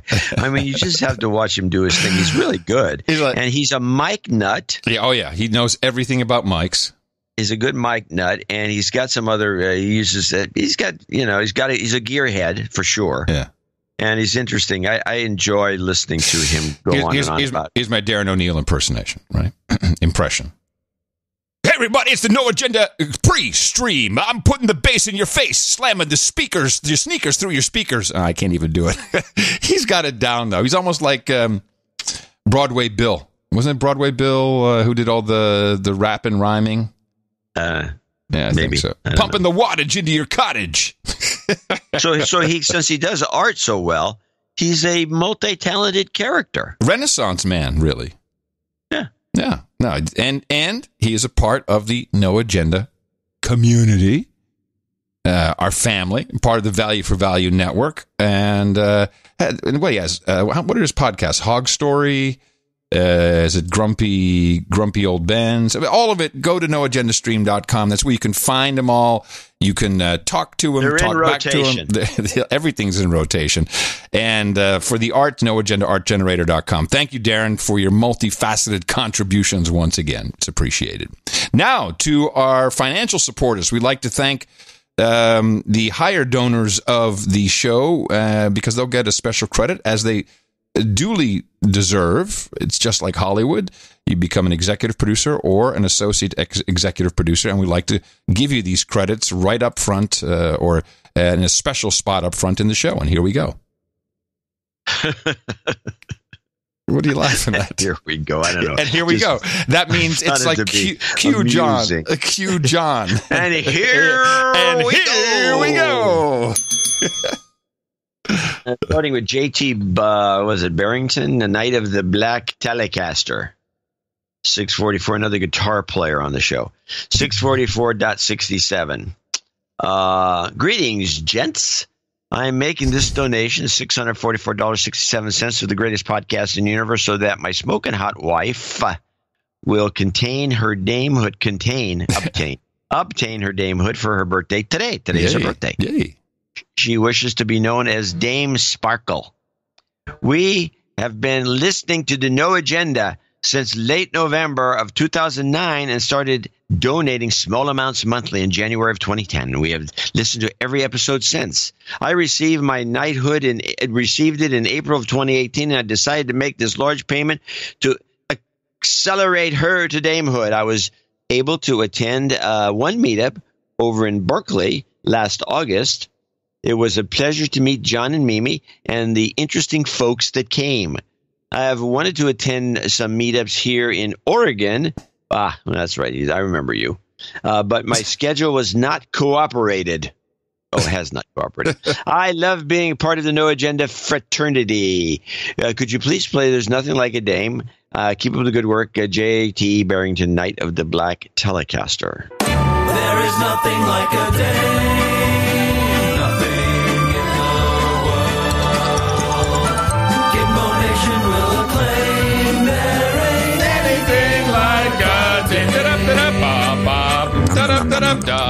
There we go. Nothing like a dame. George Pradel, I'm guessing, 528. He's in Arvada, Colorado. Short note. Contributing in honor of the first $280 Denver meetup tomorrow. Please de-douche me. Well, he says the first $52.80 Denver meetup. It's like Michigan local. I thought it was a dollar sign. It says a 5. Yeah, $52.80. You've been de-douched. He needs a jobs karma shifting into the cybersecurity field. Join the crowd. Requesting a China is asshole as well. ITM. Donald Trump don't trust China. China is asshole. Jobs, jobs, jobs, and jobs. Let's vote for jobs. You've got karma. Sir Code Monkey in Renner, South Dakota. $400. ITM gentlemen, the $400 donation takes me to Barron. Nice. Please see the accounting below. Please send my request to the peerage committee and ask if the title and protectorate of can be Sir Code Monkey Baron of Data. Well, yeah, of course. Think so? That's an easy request to accept. I am a database developer, and all your data belong to us. That is not a typo, John. It is a ripoff from this meme in an old game. Really? Anyway, if the protectorate isn't accepted, it is accepted. I will fill out the proper paperwork for a protectorate at a later time. Adam. Yes. I know you've heard this a million times, but I love the JRE show you did. Thank you. Thank you. Please call my brother Joe out as a douchebag. Douchebag. Odd connection. I also need jobs, Carmen. I'm currently looking for new work from home.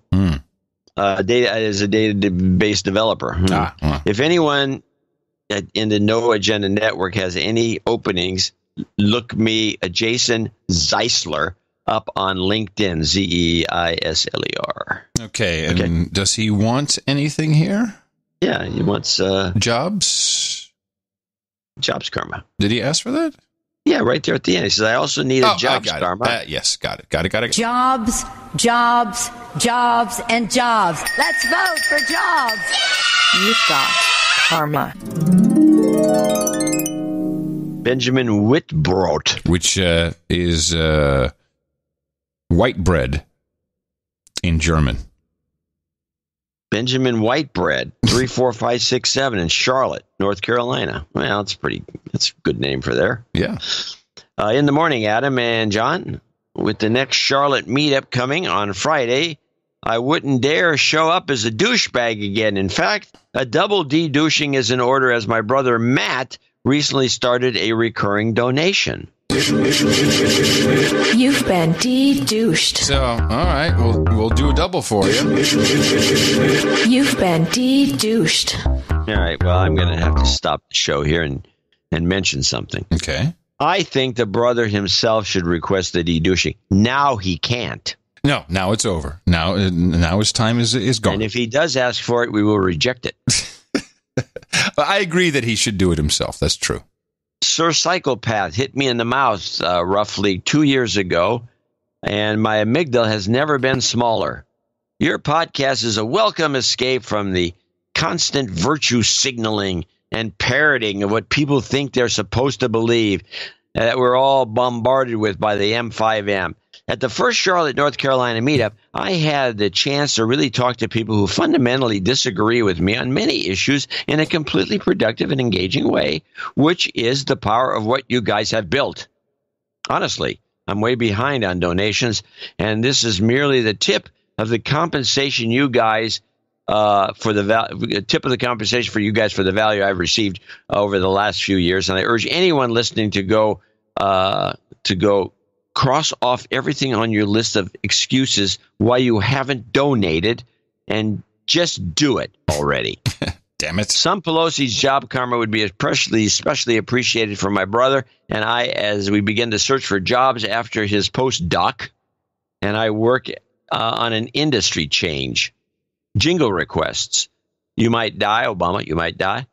That's true. 2 to the head. Hillary cackling. And then Amy was saying pretty good. Did I have the pretty good? I'll say it. No, I got it. I got it. I just got to say. Here we go. You might die. That's true. Jobs, jobs, jobs, and jobs. Let's vote for jobs. You've got karma. I think that sounds pretty good.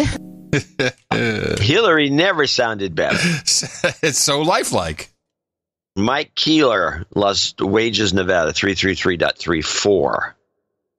And he writes, greetings from Lost Wages. I was going to send you this amount in toilet paper, about, I guess it's got 3.14 rolls. But it seems to be all gone.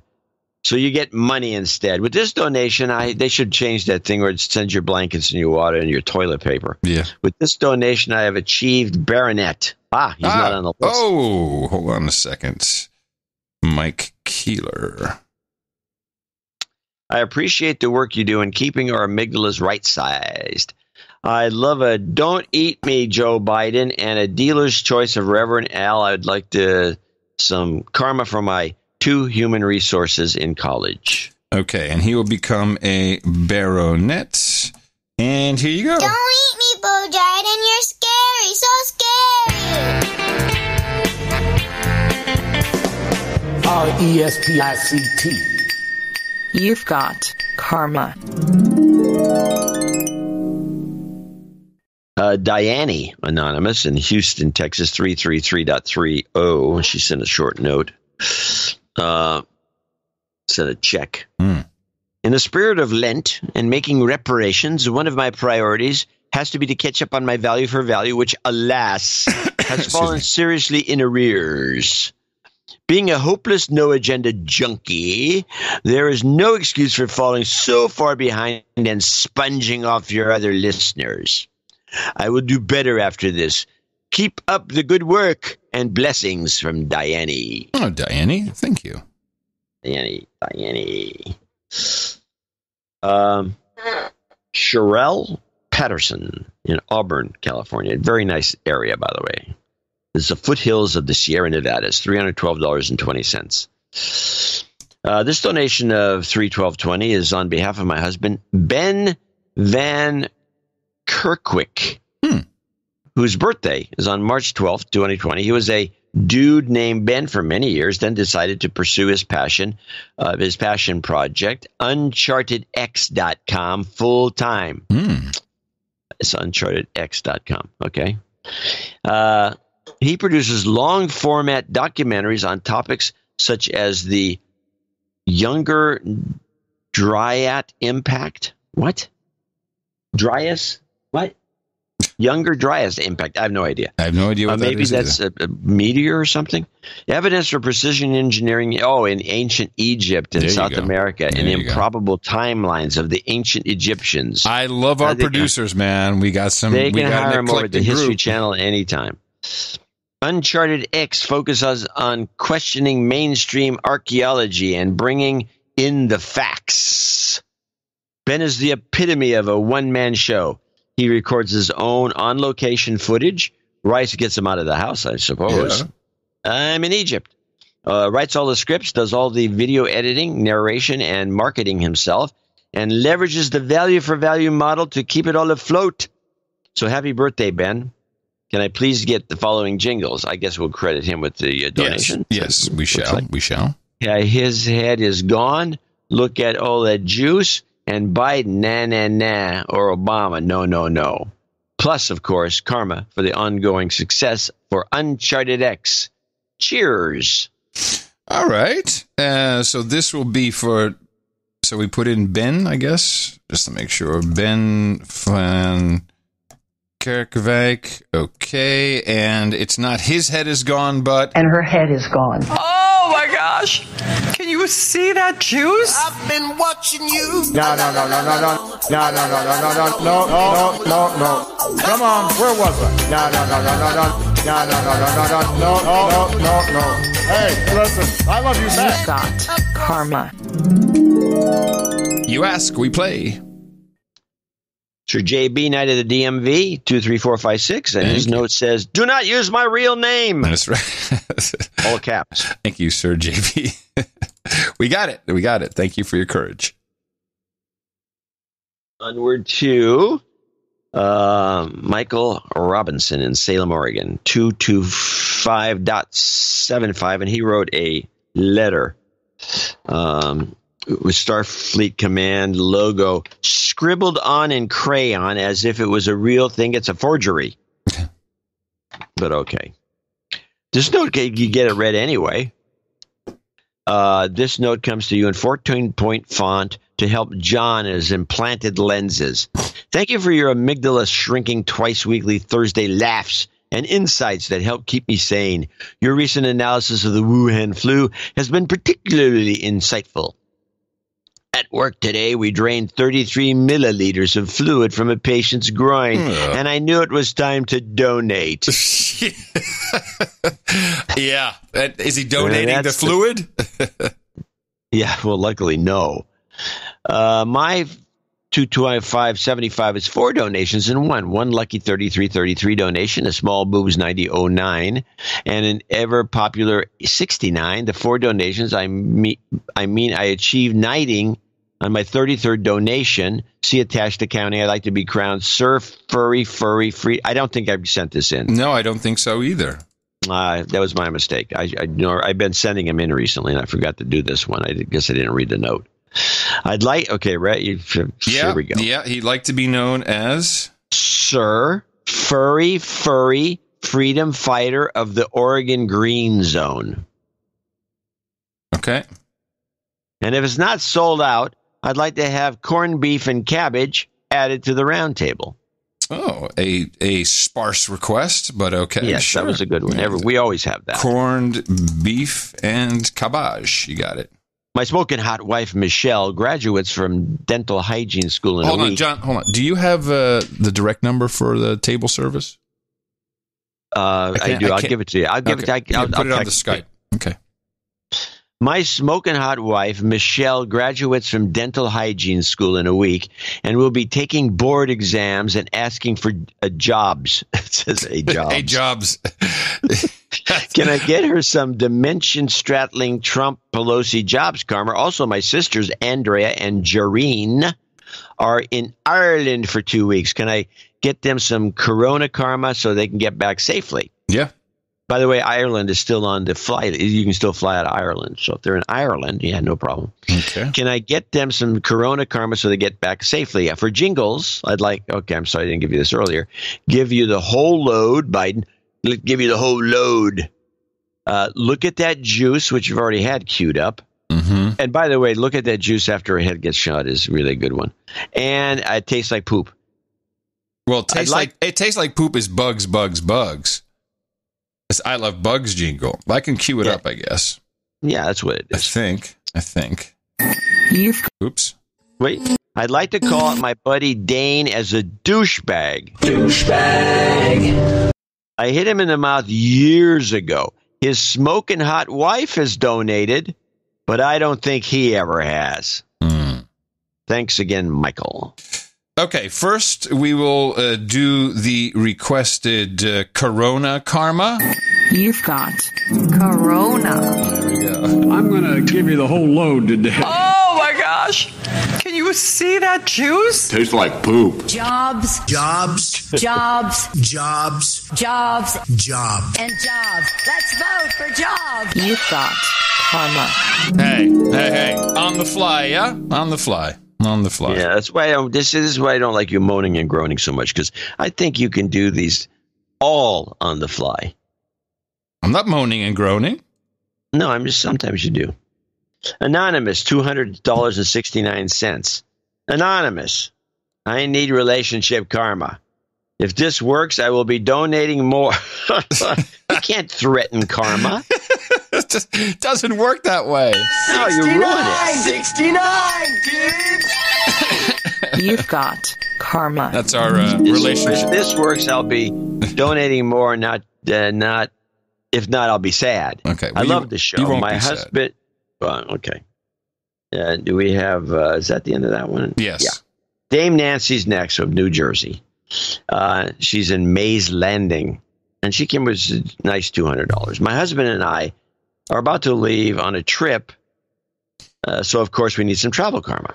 Also health karma, so we don't get corona. Thanks to my husband. Thanks to you guys for keeping us company on the trip and for keeping us sane. Much love, Dame Nancy. Thank you, Dame Nancy, and happy to oblige a all-in-one combo for travel and health. You've got Karma. And last on the list is Brian Ellis, who has a note.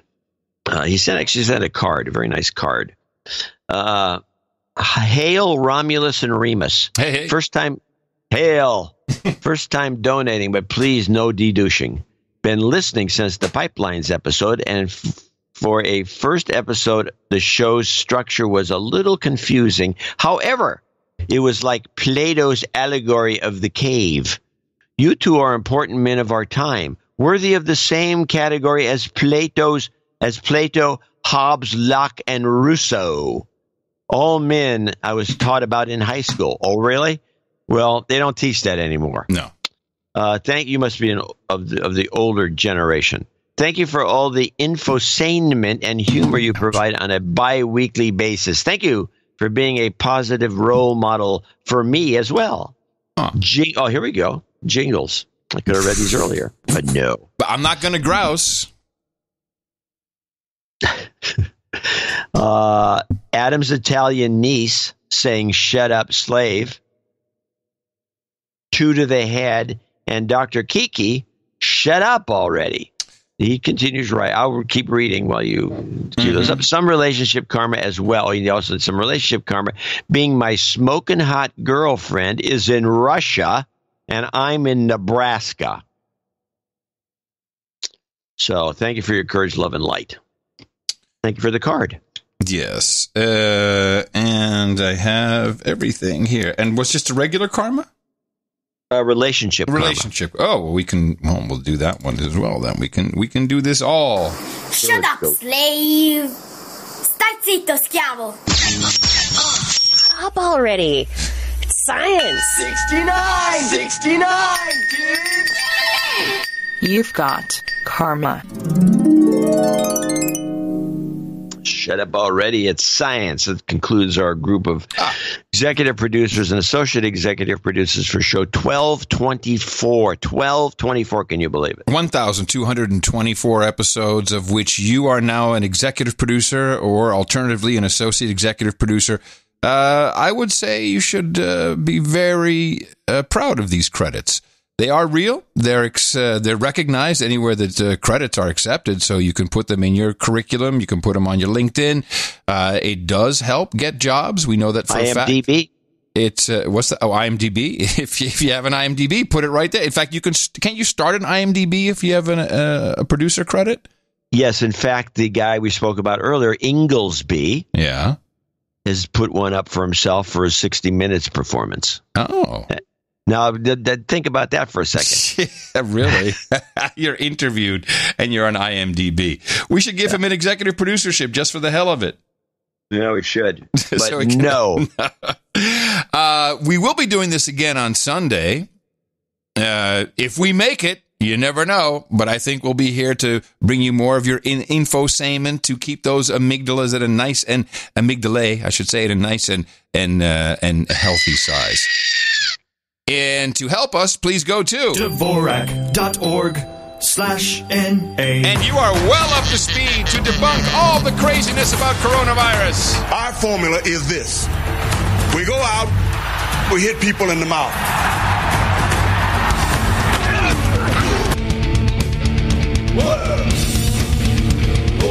I'm starting a podcast. Shut up, slave. All right, I have one more candidate for ISO. Oh. And this is, I'm not a pundit. Okay. I'm not a pundit. No, it's Joe Biden miking, bad miking. Yeah, and it actually flubbles at the end. I'm not a pundit. Yeah, it's got a big thunk at the end. I have good news.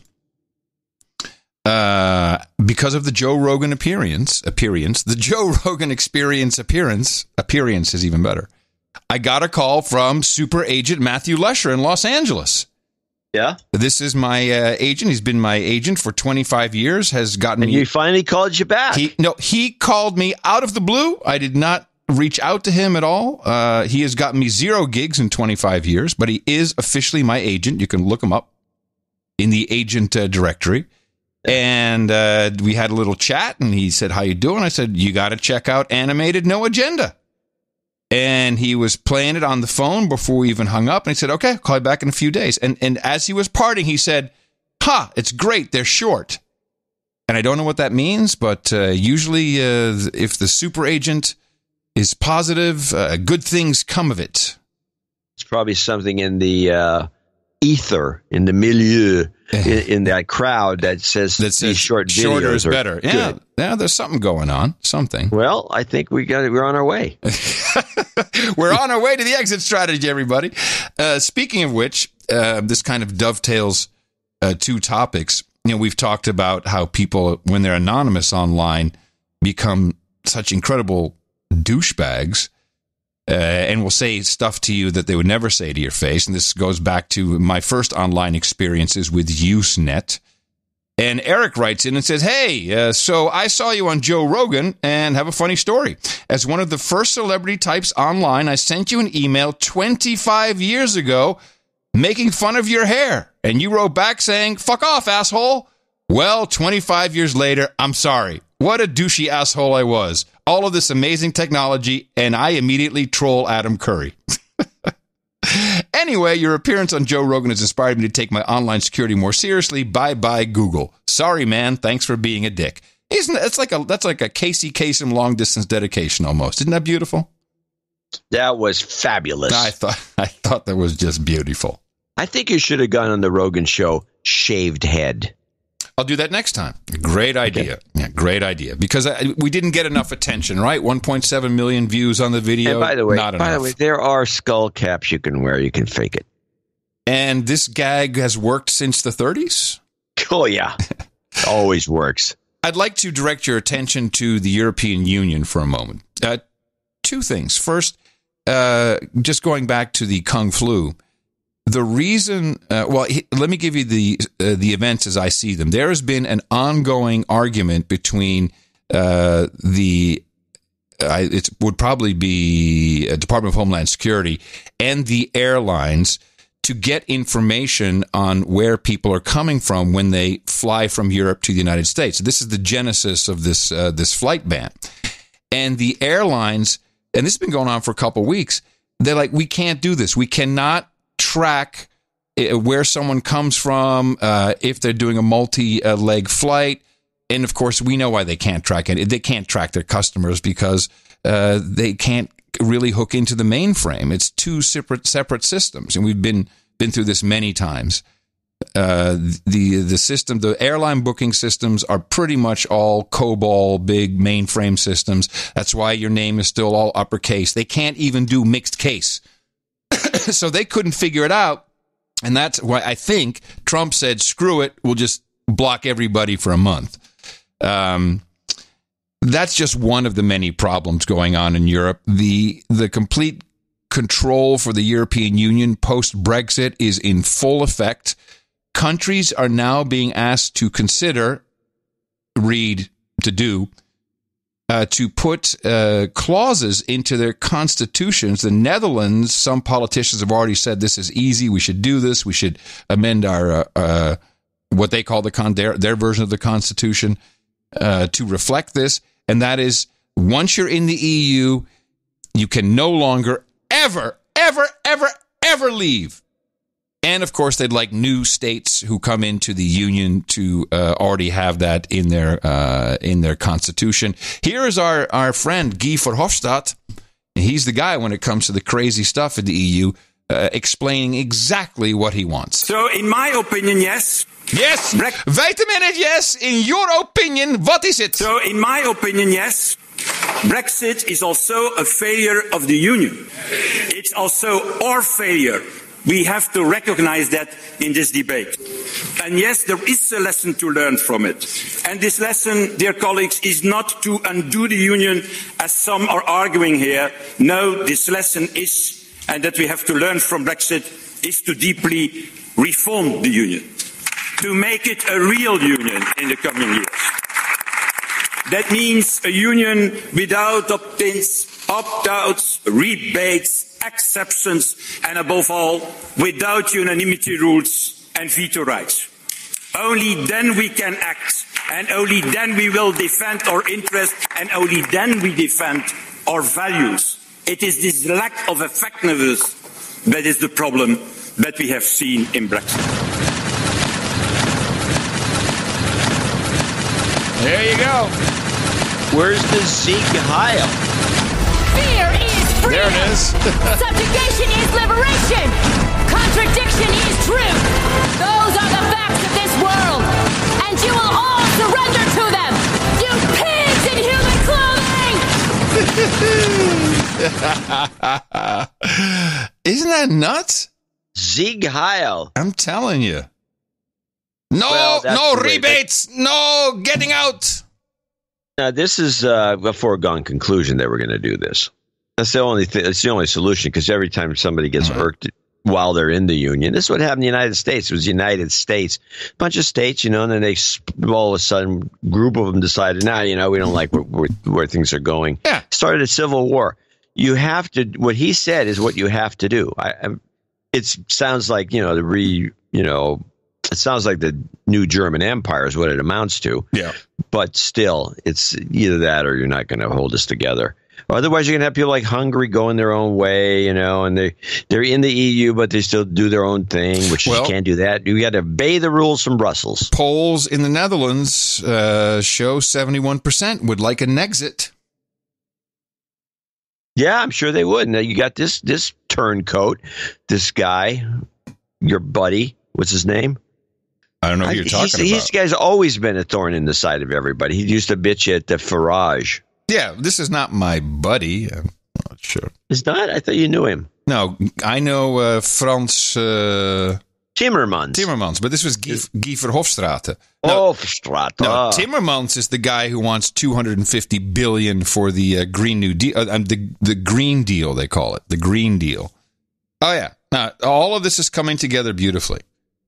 Yeah, and they should. I think the Netherlands should give it a shot. It'd be fun. What, trying to get out? Yeah, why not? What do you got to lose? Come on. Yeah, I think it's over. What do you mean? I think Brexit was the last. I think it's over. I think the EU is going to win this battle, and they're going to put the clamps down on everybody. It will be very interesting to see what happens with the UK. First of all, I believe just going back again to the Kung Flu, the reason why the UK's flights will be allowed into the US is because they're not in the Schengen area. So it's totally trackable. You know where someone came from because they had to show the passport. Yeah, they couldn't have boated across from Greece and then gotten to Italy and then floated around and then just snuck into some country and flown back to the United States. A little harder to do. Yeah, a little harder to do. However, we see a huge problem happening in the UK. This was already warned about as of April 1st. And I don't know why they still have this on the books. The digital services tax will go into effect, which puts a 2% corporate tax on all, basically, American Silicon Valley companies. So search engines, social networks, etc. And I don't know. It's not a law. It's a rule, but they keep restating it. April 1st, 2020. The government will introduce a 2% tax on the revenues of search engines, social media services, and online marketplaces which derive value from UK users. There is a limit, though. I think you have to. It starts at 30 million users, which is easily lowered to our, 30,000 listeners. They could do whatever they want. Well, they're probably going to do it. I'm surprised it hasn't been done already, to be honest about it. Let's talk a little bit about the election. The latest, we had another round, and we got a debate supposedly coming up on Sunday or Saturday. Yes. Which is probably not going to happen, or maybe not. It won't happen with an audience. Well, so as we discussed on the previous show, it seems only just yesterday, the smart money was on keeping Biden in his cage, keep the muzzle on, but oh no, you can't let the guy out for 3 seconds. This is why they're trying. I think that they should cancel the debate, and they should come up with some coronavirus related reason for it. I'm not sure how you do it. They've had to negotiate that Joe can sit down. Apparently, it's troubling for him to stand during these the whole time. I've only heard this. I haven't researched it. It sounds right. It sounds right. I know you have some glitchy stuff from Joe, so why don't we? Not like the last show. I only have 2. Okay. And one of them, I will say This is an interesting one because this is actually one of those moments where you can hear things two different ways. We've had the examples of this on the show before, and it all stems back to the color of the dress. Yeah. Is it golden white or blue and black? Two movies, one screen. And so I'm listening to this clip. Now, this is the clip where Biden says Hitler's race, referring to Hillary. And play the clip, and then I will say that I have actually seriously and cognitively accurately heard it both ways. Play it. I'm not a pundit. There is, for example, I saw there was sexism in Hillary's race, and the way, and it's real. First of all, it's real. So you know that. I heard Hitler. Now that you set me up, let me listen again. I'm not a pundit. There is, for example, I saw there was sexism in Hillary's race, and the way, and it's real. Yeah, I heard in both those plays. I heard Hitler the first time, but then accidentally, it was playing in the background. I heard Hillary, and then when you just played these two times, I heard Hillary both times. I hear Hitlery. I kind of hear a there's hybrid. that's the problem. It's got a little both in there. Yeah. But everyone made a big fuss about this, and who cares? But I think your point that I think you made it on Twitter is correct. And what is untrue about the statement? Yeah, right. What's nothing untrue, no matter which way you heard it. So yeah, it's just whatever it is. All in on that. So the good one was this Biden going after some poor schmuck. Who I think was a Trump guy or a Bernie bro coming in just to harass him. Just on that. The guy was prepped and was reading his entire question from his phone. Yes, he was. So, he was and then he appears on Fox and Friends the next day on Fox wearing a Don't Tread on Me hat. It's like, this was an ambush. It was a total ambush of Joe, and he can look forward to a lot more of this. Well, if he's gonna bite, I mean, his bite was so big, and interestingly, do you know what most people in my household, because of course I'm only 49%, what most people dislike the most about this clip? Shush. Yes, the shushing, exactly, the shushing. The shushing was played up by the left to the max, and I thought it was. When I heard, I said, "Oh, this will get people irked." Yeah. But I thought it was what was more interesting than the irksome aspect of him telling a woman to shush was actually the term itself. Who uses shush? Check the calendar. It's 2020. What should he have said? He could have said is the appropriate term. Well, I mean, he should have just eyeballed her and just told her to shut up with his eyes. But he could have said shut up. He could have said quiet. He could have said, "I'll take this. I can deal with this," which is what he should have said. Well, I can deal with this. I will. Shush, woman, shush. Right. Well, she is clearly a handler for in the crowd. And I think she made a mistake. It was her mistake to immediately jump on that, because that showed us her job is to steer the candidate away from anything that could go viral. She should be fired. She should be, because she failed. She should have just moved him along. This is, and I hear this too in the White House. It's worth every single time there's a live event, right after the president says, "Thank you." The press, and it sounds like mainly women, or that's only what I'm hearing above the press starts yelling questions, and the White House press people like, "That's it, it's done, okay, goodbye, you're leaving." It's like they're so loud, and we hear it. It's like, hey, I can hear you yelling the whole time, and it's like crazy. Well, this goes back to Ronald Reagan. Ronald Reagan discovered that if he was cordoned off, if the press was cordoned off with a rope and he was coming in on the chopper or whatever, and he stayed away from the press, they would get filmed yelling at him, screaming questions. Mr. President, screaming questions, making them look like a bunch of idiots. Yeah.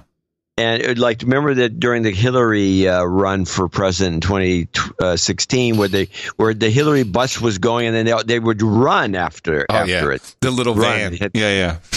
And this sort of thing. But the way Trump's doing it kind of differently, and I think he is making a mistake with his group of people that are over yelling. They should let Trump walk away and let them continue to yell at him, because that makes them look like idiots. Right, but in this case, I'm not talking about a presser. This is when he lets the press into the... By the way, this is, according to the experts, this is his presser. He does it on purpose. Yeah, but it's the room and the cabinet's meeting, and the press has to be sent out of the room. They're doing it poorly. Yeah, I think so. I should just throw black hood. Well, the kid doesn't keep his staff very long. No, I mean on the press, man. I'm not talking about the staff, on the press. Oh, the press. Okay. Well, let's just skip back to Biden. This is the Biden arguing with the gun advocate. These union workers that have been working countless hours under the Trump administration, I'd like you to explain how you plan to not only keep us working, but how you intend on getting the union vote when there's a large portion of the union workers that are gun enthusiasts, and you are actively trying to diminish our Second Amendment right and take away our guns. You're full of shit. All right, thank you. Shush. Oh, wait a minute. Okay, that's interesting. So first he says you're full of shit, and then she jumps in, and then he's shush. That's where the shush came from, because he couldn't get past the shit. He was still in the shit. Shit, shush. Second Amendment right and take away our guns. You're full of shit. All right, thank you. No, shush. Shush. I support the Second Amendment. Second Amendment, just like right now, if you yell fire, that's not free speech. And from the very beginning, I have a shotgun, I have a 20 gauge, a 12 gauge, my son's hunt. Guess what? You're not allowed to own any weapon. I'm not taking your gun away at all. You need 100 rounds. So when you were in Beto, when you said you're going to take our guns, I did not say that. That's not true. I did not say that. It's a viral video. It's a viral video like the other ones they're putting out that are simply a lie. Your voice, you said that you're taking the guns. Well, he just clarified it. Wait. Take the AR-14s. Okay, this is not okay. Hold on. All right. Hey, let's don't tell me to do that. There's a lot of guys. Want to. I'm not worried. Hold on. Give me a break, man. Don't be such a horse guy. Up on me. Hey, there's a lot of. Hey. Look, here's the deal. Here's the deal. Are you able to own a machine gun? I said, are you able to own one? Machine guns are illegal. That's right. So AR-15's illegal. How is that a machine gun? No, it's not. Yeah, do you need 100 rounds? Do you need 100 rounds? In America, from handguns, there are what you call assault rifles. Why are you advocating for assault rifles when people are dying by handguns? No, come on. Yeah, the AR-14 comment is quite off. No, this exists. The AR-14 is a directed energy weapon used in the game Halo. And everybody knows Biden's a big Halo guy. Really now. AR-14. Yeah. No. Now, the way it was presented, and this is pretty much the clip, according to Democracy Now!, and I'm sorry I didn't clip this part. She never played the clip. She just said that first Biden, and of course she hates Biden because Amy is all in with Bernie, and they all know he's getting shafted. Yeah, and she says that he threatened to punch the guy in the face and then take him out in the back and beat him up. Yeah, and I never heard any of that. Yeah, it's in. I heard it. He says. He doesn't say, I'll take you out back and punch you in the face. So you want to go outside? We'll take this outside. He did say I'd take you outside thing. Okay. Which is, Don't eat me, Bernie Sanders. Oh, sorry. That's the wrong one. Joe Biden, Bernie Sanders. Take your pick. Well, okay. I will.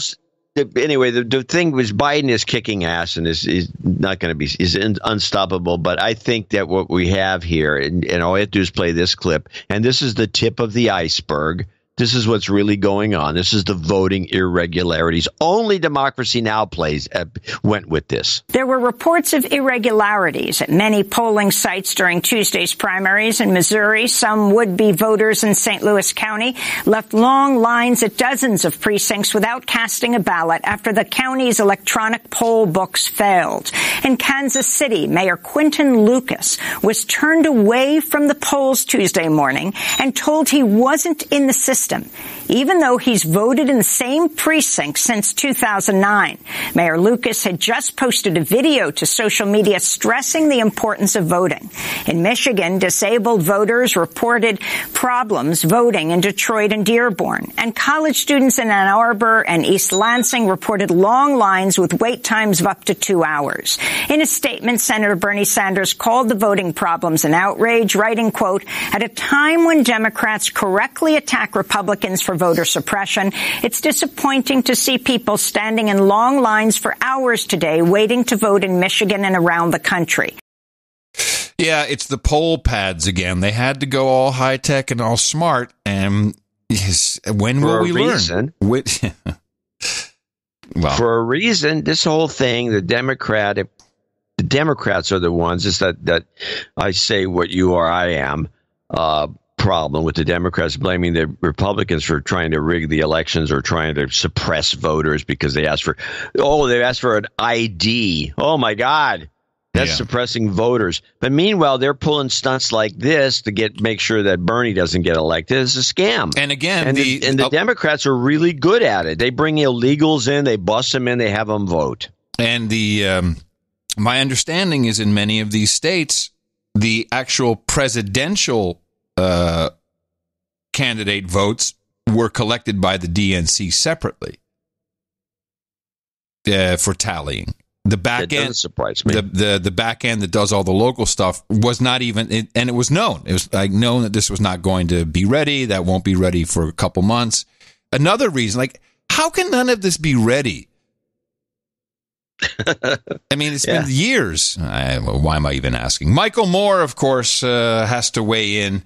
And now he is a big a Bernie Sanders supporter, and he blames Trump, of course. But I think Trump has just pummeled this country so badly. And I know, I mean, just, you know, I live in Michigan, so I'm familiar with how people feel. They're frightened. They're demoralized. There is a malaise that has spread across this country and certainly throughout Michigan. And people can't take one more day of this. The fact that this coronavirus has driven home just how much danger we're in for this individual in the White House, that I think people just didn't want to, asking people to do two things, get rid of Trump and get rid of the system, political and economic system that gave us Trump. That's, I think, was too much to ask probably for people who are just like, can we just get rid of Trump? Please. And I understand that. Okay. If that makes him feel better to think that. That guy's unhinged. But it was really... And talk about a guy who really looks like an old woman. Again, how the DNC, how they called everybody up. And I had a thing about the deals they were getting, or the proposed deals, which doesn't mean anything, but apparently Buttigieg was offered an ambassadorship to the UN. I think either Klobuchar or Warren doesn't seem to have accepted anything. But she, was like Treasury Secretary, and Kamala Harris, possibly Attorney General. Oh, brother. But we still need a vice president, and there's nothing like a pollster over on one of the CNNs or MSNBCs to tell you exactly who Bo Biden needs. And for these young Bernie people, issues do matter. So, yes, I think that Biden's best play in bringing in the Sanders people is to bring with him on the ticket somebody who is going to represent a more progressive platform. Like I said, not the squad. Who? What would that person's name be? And also somebody who is not a white male, right? Preferably not white. The party is very diverse. So not white. Just say not. Can you believe this? We just need not white. Not white. Excuse me. Do you understand that's kind of racist? You say not white. Don't you want to bring in the best person possible? No, not white. No penis. And also somebody who is not a white male, right? Preferably not white. And then saying right Like, right? Don't you agree? Everyone agrees. White people with penis is bad. Not a white male, right?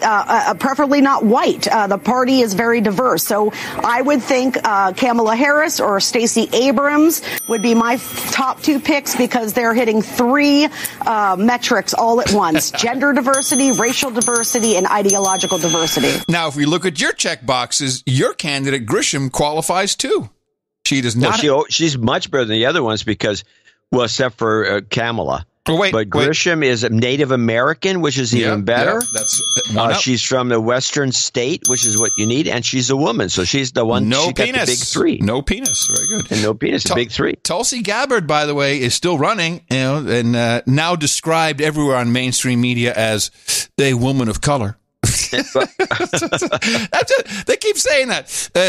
We still have Tulsi Gabbard in the race, a woman of color. See, why don't you say a representative from the great state of Hawaii? No, a woman of color. It's a veteran. Actually, she's still in the reserves. Dynamic, young. She checks 4 boxes because she's got military. Does she have a penis? That's another one. I don't know, actually, maybe. Okay, I'm just saying. The candidate that I have my eyes on presented himself to the press, and a very short. I'm sorry. What do you mean him? I thought you were the Amy Klobuchar fan. No, John. For the vice president. No, I'm talking about the president who I want to run to see as president of the United States. The guy I will be voting for. Vermin Supreme, of course. He presented himself to the press. Where Vermin Supreme is the candidate of the National Libertarian Party. How much fun do you want to have in 2020? That is the question you must ask yourself. Thank you. And there you go. And Joe Biden did the sound for him. That's good. He's good to go. Well, yeah, exactly. I love me some Vermin Supreme. VerminSupreme2020.com. He's your guy. Could it be any worse? Vermin Supreme is definitely the funniest candidate. I want to play one more thing about these elections. And this was on PBS, and this was a little back and forth with Judy and a couple of women going on and on about electing a woman president. And they made a number of assertions that I think are complete bull crap. It's a very short clip, but it's worth listening to. Electing a woman president. Amanda Hunter, what are some examples of what women still have to deal with? We just heard Elizabeth Warren say, "Look, if I say there was a problem with sexism, people accuse me of whining." But the reverse, women know that's just not true. There is sexism out there. Certainly. And we know from our research that women are held to a higher standard on the issues of qualification and likability. Voters assume men are qualified. All men have to do is put out their resume, and women have to prove it over and over. And that's part of the reason we saw this creeping electability refrain coming up over and over. And we also know that likability is a non-negotiable for women. Voters won't vote for a woman if they don't like her, and they will vote for a man that they don't like. And likability is something that's so subjective. The advice is like walking a tightrope. Use humor, not too much humor. Take credit, but also share credit. Dress nice, but not too nice. So much of it is based on hunches and opinions, and that's such a burden that women have to bear, and men simply don't. Such a burden having to learn how to dress. Now listen to that bull crap. Likability. If it's a guy you don't like, you don't vote for a guy because he's a man. That's bull crap. Women will do that. They'll vote for women just because they're women. If I don't like the guy, and we've done it on the show, I say he's a schmuck. I'm not going to vote for some guy I think is unlikable. He's a creep. But and by the way, the proof of the pudding was Bloomberg. Yeah. Yeah, exactly. He had everything, including money. Yeah, nobody liked him. I mean, even Billy Joel got Christy Brinkley with money.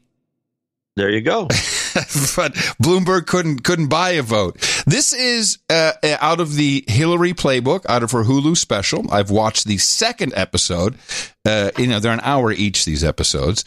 And Hillary said something very similar.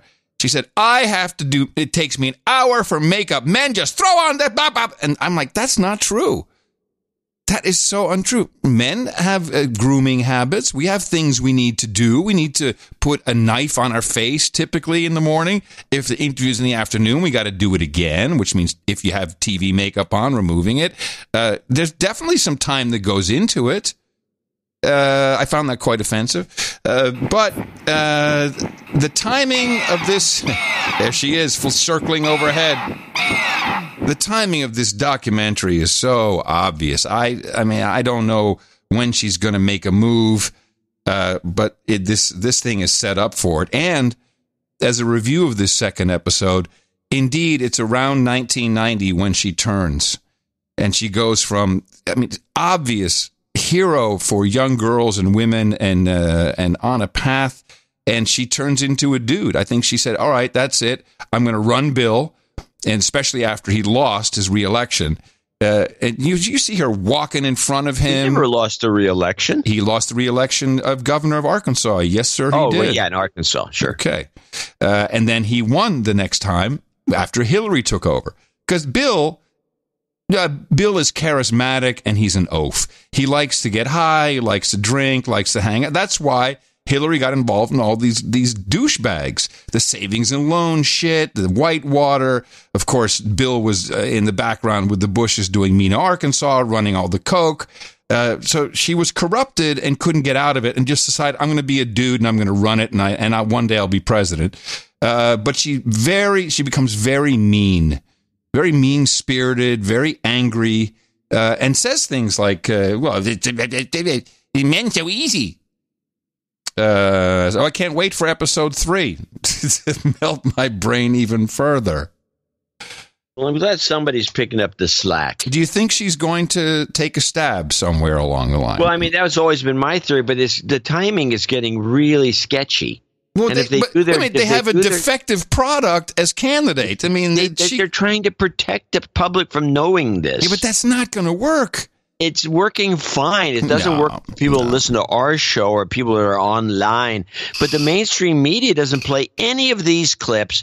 I mean, Democracy Now! Will approach it once in a while, but this isn't normally played. They don't berate Joe for being a bumbling idiot. I think you're overestimating the power of the mainstream. I think that power is gone. In fact, I think it's demonstrable. People no longer trust it. They certainly don't trust any mainstream after this coronavirus. No one trusts it. I think that the word is out. Everyone can see it. Just because they're not saying it doesn't mean that people aren't aware of it. And the people who come on and protect them have something in the game. But the voters, I think you've isolated yourself from reality. Oh yeah, sure. You're now in dimension B. Shut the fuck up. You're very annoying today. Yeah. You've just been incredibly annoying the whole time. Why? That's a good question. I don't know why. You tell me. I'm not buying it. I'm just saying I'm not buying that the public doesn't pay any attention to the mainstream media. The public is catching on. That you can argue that with me, but then say that I'm no longer in reality, I'm in Dimension B is an incredible insult. Well, I mean, I'm sorry I said that, but I'm not buying any of it. I think the mainstream media's got a lot more influence. I think there's a crossover point. Maybe some people are paying some attention, but they still have the influence. The New York Times, CNN, MSNBC, NBC. Let's skip the MSNBC. You really think that they still have the power that they used to have? No, they don't have the power. Not all of the power they used to have. They have most of the power they used to have. So can we just have a disagreement on it instead of shaming people? Okay. All right. I don't know why you're so sensitive. I'm not sensitive. I'm just responding. I'm just got a little tired of it. Well, you just said to me that I was a jerk the whole show and it's irking you to no end. Yeah.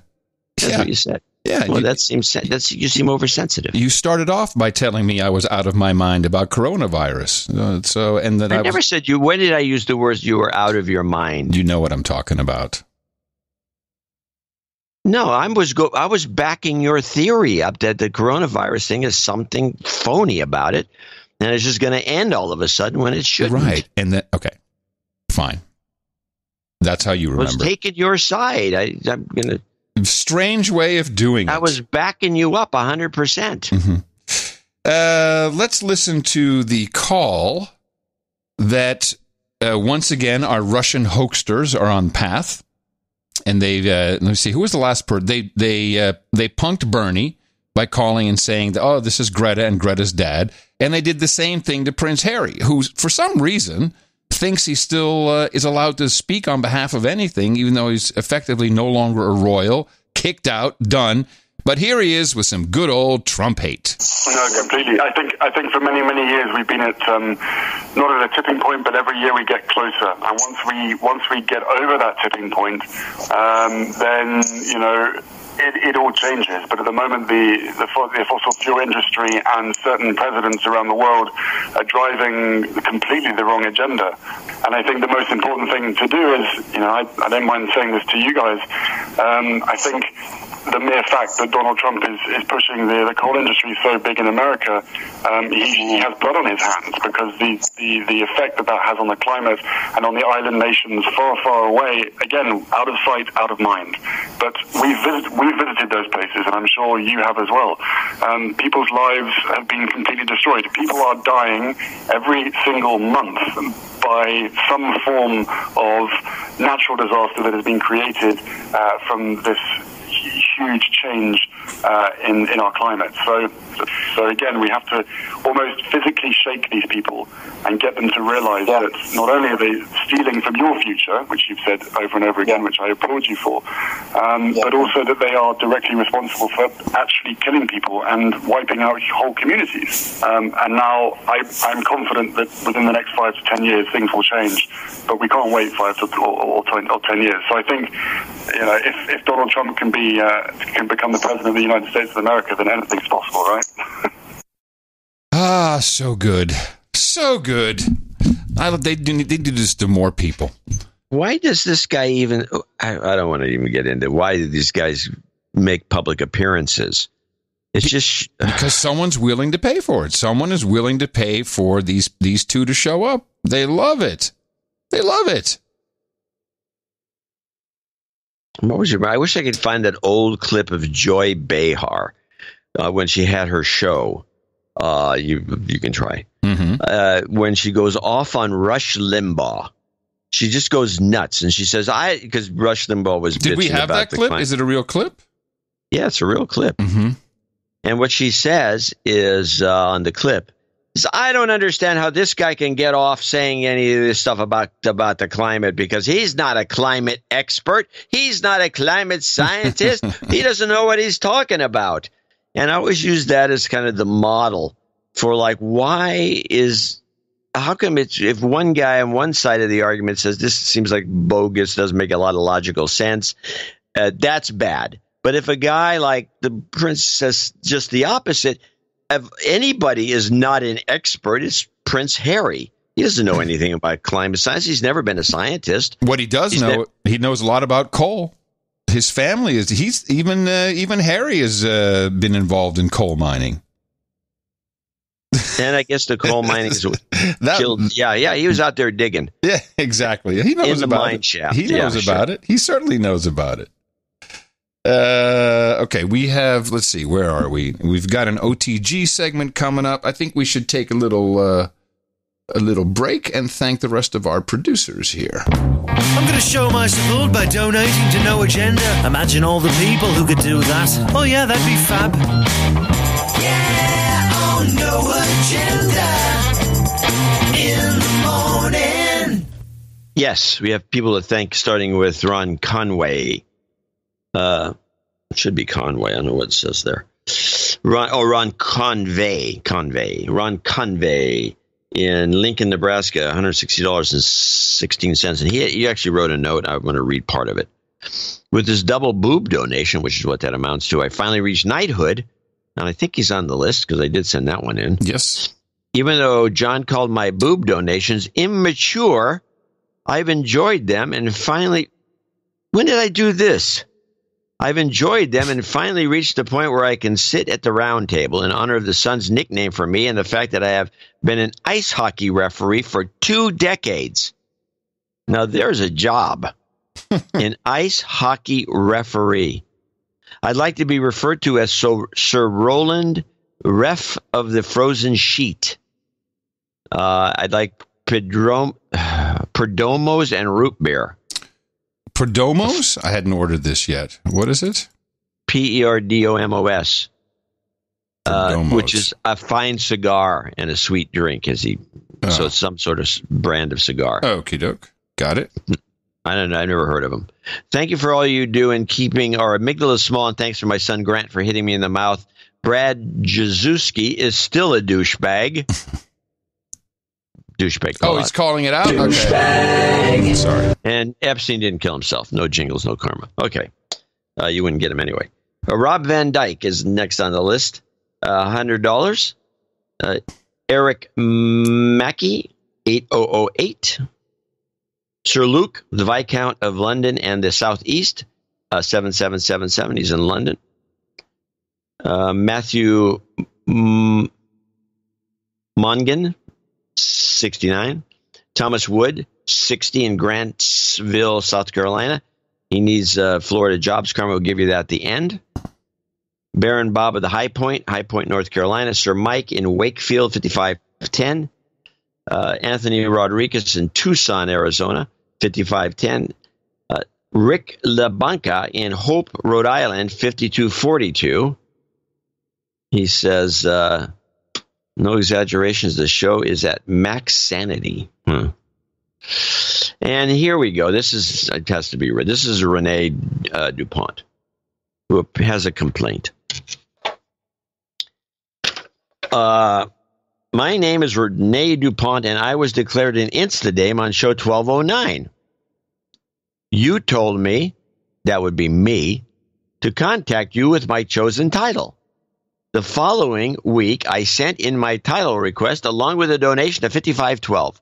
Nothing happened. I've sent you 2 emails since, then all I get, to no avail. I'm a little disappointed because I followed the instructions to the letter. If I am deemed worthy of damehood, well, you obviously, please title me, and she's on the list, Dame Chardonnay of the Lelanu grape fields. But also a big thank you to Sir Onimus of the Dog Patch and Lower Sublovia. Please excuse my terrible spelling. I love the show and will continue listening no matter what happens with this. Does she have any requests for the roundtable? Name Chardonnay, blah, blah, blah, blah, blah. Nope, none. She's good to go. I would give her a karma just for her being inconvenienced to such an extreme.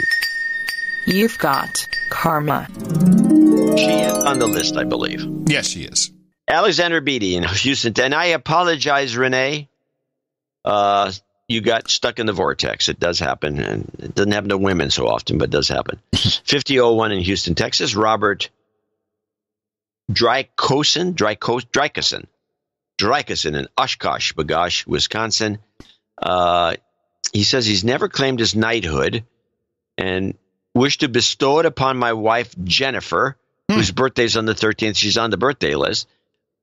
She can be referred to as Dame Jennifer Drykosen. Yes, she's also on the Dame list. She's there. Drew Mochak in El Cerrito, California. Hey there, Drew. It's right down the street from me. Daniel Kish in Macomb, Michigan. These are all $50 donors, name and location. Sir George Wouchette, Robert Decanay in Fairfax, Virginia, Robert Kerback in Essexville, Michigan, Kimberly Redmond in Toronto, Ontario, Roy Tenhava in Pine-Knocker. Yep. Jonathan Ferris in Liberal, Kansas. Rosen Touchkoff in London, UK. And last but not least, Baroness Susan Johnson there in Hillsboro, Oregon. And I want to thank all these folks for contributing to the show 1224. Yeah, thank you. It was a good list today. Enjoyed that. And we've got a lot of dames and knights to do, which is to do. We're doing them. Although when you have a knighting or daming coming up, let us know what you want at the round table. It's, I have to order those in advance. So we were able to slip in the Perdomos and root beer. But also, thank you to everyone who came in under $50. We cut that off for brevity's sake, but it's highly appreciated. The smaller donations always make a difference. Of course they do. Especially if you're on one of our subscription programs. This gives us a nice base to operate from. You can sign up for those. And again, thanks to our executive and associate executive producers from earlier on. To help us, simply go to Dvorak.org/NA and become a producer.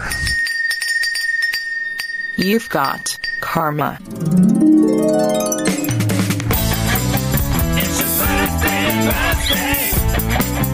Oh, no, and here's our list for the 12th of March, 2020. Sir Mike in Wakefield says happy birthday to his youngest human resource, Shay Yarish, who turned 10 on March 9th. JT Barrington says happy birthday to his smoking hot wife and soon-to-be Dame Sparkle. She celebrated yesterday. Sherelle Patterson, happy birthday to her husband, Ben von Kerkweg. He is celebrating today. And tomorrow, Rob Drykosen says happy birthday to his wife, Jennifer. And we say happy birthday from everybody here at the best podcast in the universe. Title changes, turn and face the slave. Title changes, don't want to be a douchebag. Changing their titles today, Sir Code Monkey becomes, ups in the peerage, Baron of Data. Sir Code Monkey, the Baron of Data. And Mike Keeler, as we heard earlier, becomes Baronet today. Thanks, both of you, to your extra $1,000 in support of the No Agenda Show. Could not be more grateful. Thank you very much. Remember, it's Dvorak.org/NA. And now we have 5 people up on the podium. Big swords. Ah! Did you cut yourself on it? Yeah. Let's see. JT Barrington, send your wife up here. Ron Convery, Renee Dupont, Jennifer Drykosen, Michael Robinson. All of you become members of the No Agenda Roundtable today, and I'm proud to pronounce the Dame Sparkle, Sir Roland Reff of the Frozen Sheet, Dame Chardonnay of the Lenau Grapefields, Dame Jennifer Drykosen, and Sir Furry Freedom Fighter of the Oregon Green Zone. For you, we've got Hookers and Blow, Rent Boys and Chardonnay, Portos and root beer, corned beef and cabbage, cookies and vodka. We've got organic macaroni and plasticizers, ginger ale and gerbils, sparkling cider and escorts, bong hits and bourbon, and of course, mutton and mead. So 5 of you line up over there at noagendanation.com/rings. Give Eric the Shill all of your information, and we'll get that out to you as soon as possible. Thank you very much for supporting the No Agenda Show. Your production contribution makes a big difference. No Agenda Meetups. No Agenda Meetups, there where the No Agenda producers gather for some sanity. They gather amongst themselves all over the world. It's happening multiple times a week. As I said, it's a global event. I'm thinking maybe if I swing it, drop by the meetup tonight, although we may have some surprise visitors, so I don't know if I can make it, but the one in Austin, I think, is taking place. Before we do that, though, let's listen to a meetup report from Winston-Salem. This is Baron Bob at the Winston-Salem meetup, and we're having a great time. It's like a party. This is a douchebag named Ben, having a great time. Douchebaggery soon to be remedied. This is a dude named Joe in the morning. We're having a great time here in Winston-Salem. And this is a dude named Sam. Thank you for your courage. Hey, it's Sir Jimmy, the hollow book guy, and it is like a party. This is Brandon in Winston-Salem, and I just want to say, go podcasting! And even though he's not here, he's with us in spirit on a stick. Sir Andrew sends his greetings and says thanks for the courage. And thank you all for your courage. Meetups coming up. As said, tonight we have the local 512 meetup in Austin, the Connecticut meetup as well. On Friday, Charlotte's number 3, Spot the Spooktacular. That'll be at Sycamore Brewing. Colorado, local 5280 in the Denver area. We heard a donation from that earlier on. They're on a 6-week cycle. That's at Hofbrau in Colorado, in Denver.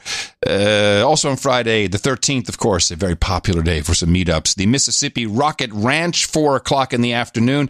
Now, you do need to RSVP. You may even be too late now that I'm thinking about it. But look at, by today, I have a note here.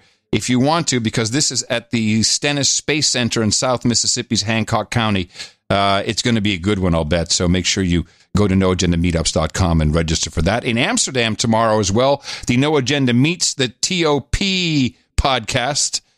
The top, this is a complicated thing they've done here, but it's going to be good. We have a lot of producers in Amsterdam, in the lowlands in general. Lokai de Stad is where you want to be. Saturday, Charleston 6-week cycle event, home team downtown barbecue in the heart of college basketball season. While it lasts. And Sunday, the Las Vegas, this is new, a last-minute meetup at Atomic Liquors. Look for the girl in a jean jacket and white sneakers. She's in town for a work trip. Her name is Catherine. She's organizing. Wow, that sounds like a honeypot trap to me, if I ever heard one. So check it out on Sunday, Las Vegas. And then Monday we have the SEA Royal Caribbean Oasis of... it's the Sea. Royal Caribbean Oasis of the Seas. What the heck is this? Calling all cruise goers who might be on the Oasis of the Sea, meet up in the Schooner Bar, Deck 6. Bring your face mask, I guess. Dame Meowdison and Douchebag Dave are hosting that. I can't wait to find out about this meetup. It is in... where is this thing? I don't see a place. Wherever the ship is. Yeah, but I don't know where it is. It'll be out to sea for all we know. Oh, it's literally saying wherever the... oh, okay. Man, well, yeah.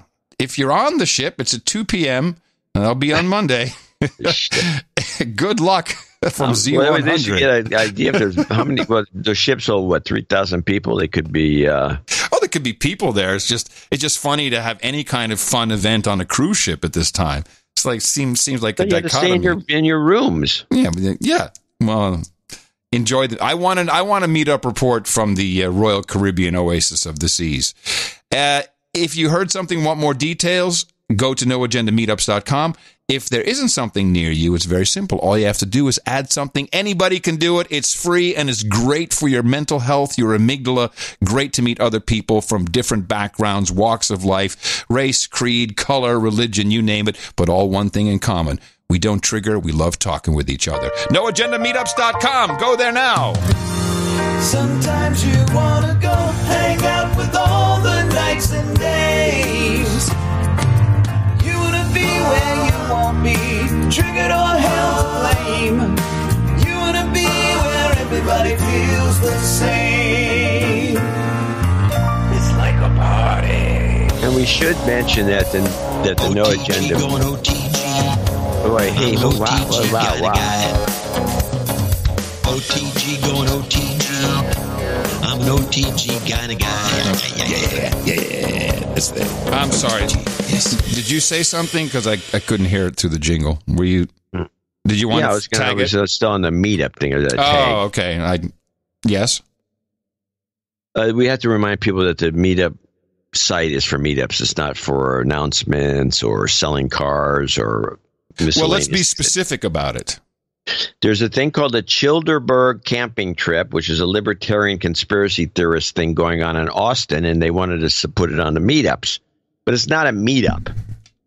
And we have to make it clear so this thing doesn't get, so our meetup site doesn't get clogged with anything that's not meetups specific to the show. So if you're... We had this before. We had this discussion before. Right. My question is, if it's at an existing event, such as the furries, such as the soccer game in Texas, I think it was Dallas. How do you do that? You have a meetup at the event. Right, but isn't that what these guys were doing, a meetup at that event? It sounded like a plug for the event itself. Ah, okay. In other words, if you had the furry thing, for example, you have a bunch of furries meeting up at a convention. That's actually the site. Yes.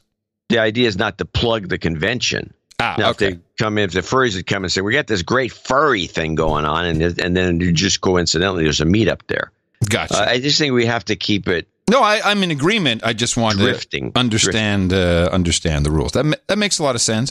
So the way to position it would have been, we're having a no agenda meetup, and the location is here. Right, but even in this case, it was pretty dubious.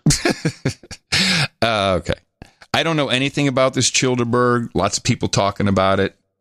I have no idea. It's in Austin, apparently. According to Mimi, the guy chatted it up with you. So he chatted what up with me? I don't know. He says the guy tells me that Adam contacted him. And y'all bought into that? I didn't buy into one way or the other. I didn't care whether he contacted him or not. Well, I contacted no one, but I have seen posts about it. I have seen Twitter things about it, but I've never contacted anybody. All right, so let's try and keep it meetup specific, everybody. Now, the OTG story, which I want to do because I've been holding on to this for 2 weeks, we just haven't gotten to it. It's been so much going on, is about this geofencing warrant that took place in Florida. Here's the backgrounder. A search warrant was issued by the Gainesville Police Department to Google for GPS, has drawn the attention of some experts. In April of last year, GPD filed what's known as a geofenced warrant for 3 houses at their properties on Northwest 32nd Street. They want Google to give them the GPS data of anyone with Google accounts in that area during a burglary that happened in late March of last year. Professor of Media Law Frank Lamonte with the University of Florida and the Breckner Center for Freedom of Information says that one's right to privacy in matters like this one may have been signed away in the terms and conditions for use of online mobile services. Once you use a service like, say, Gmail, you're agreeing to the terms of use of Gmail, and part of that may be that they reserve the right to be able to comply with the warrant or turn over your data if they're demanded to do so. Most recently, an anonymous third-party filed to have the search warrant quashed in Alachua County based on privacy and Fourth Amendment concerns. That motion has not yet been seen by a judge. So this is really quite an interesting case, and I think it's something that we'll see more of in the future if it even comes to light in the mainstream. There was a guy who was on his bike, and he lives nearby a house that was burgled. And the local police asked Google for a geofence of any devices they had seen in that area, which includes the street out in front and I guess some of the neighboring properties, so that they could issue. Well, they issued a warrant for this, that they wanted this. And this guy happened to live nearby, was biking through the area.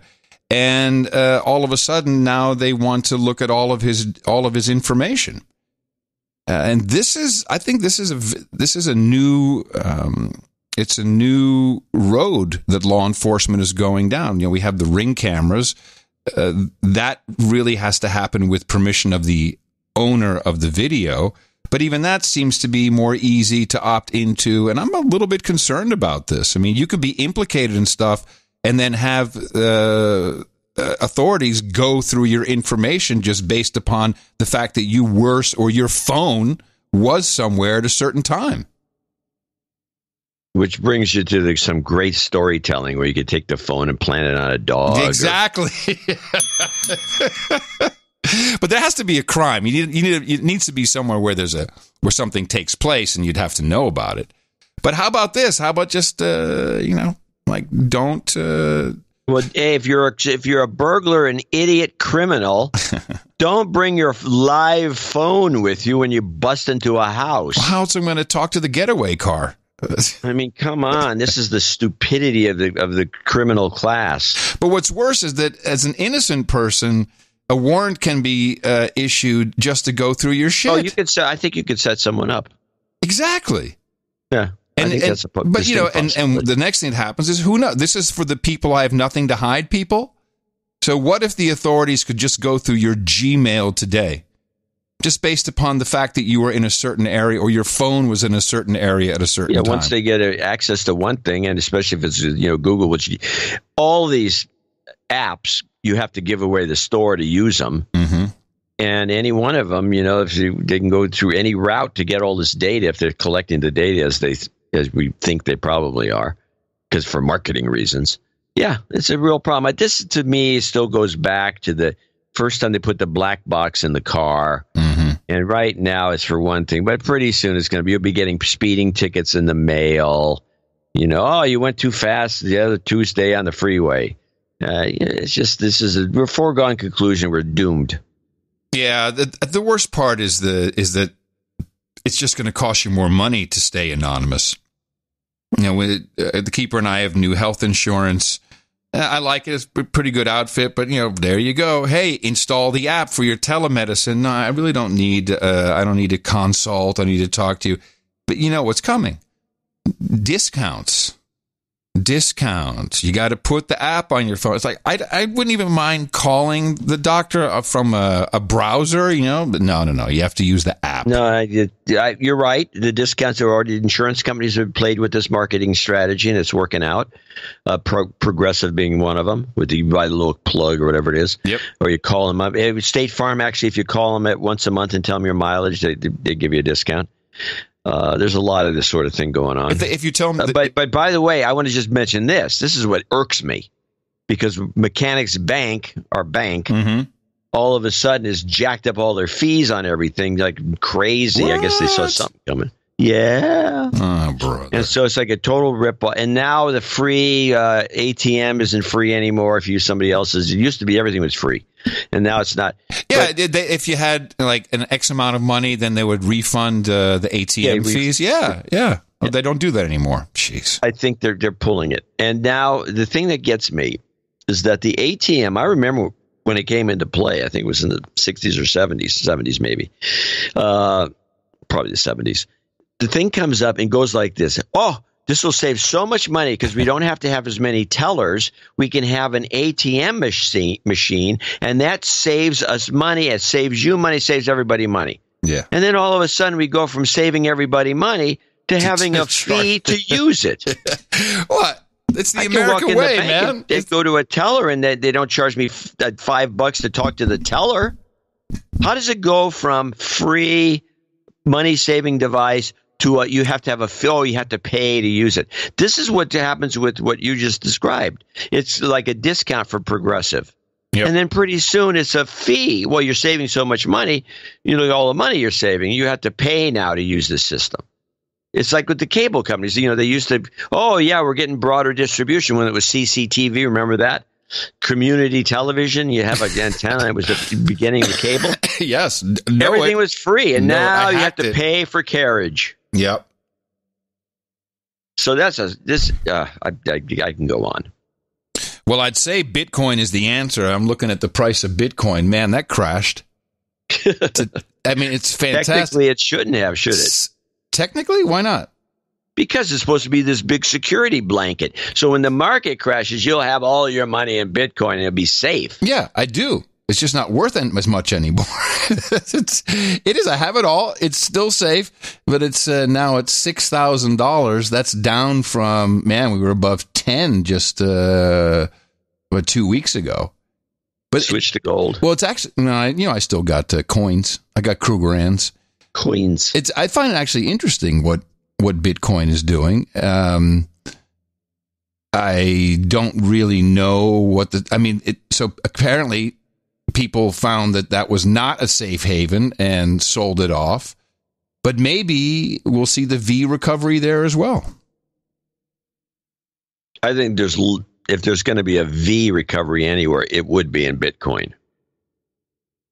That would be because that's what it does anyway. Yeah. Well, this would be a pretty significant V if it did this, but it's possible. It's possible. I'm a hodler. I'm in for the long term. It's like we still have the halvening coming up around May. So right now, I think and a lot of this may have had to do with China, who were,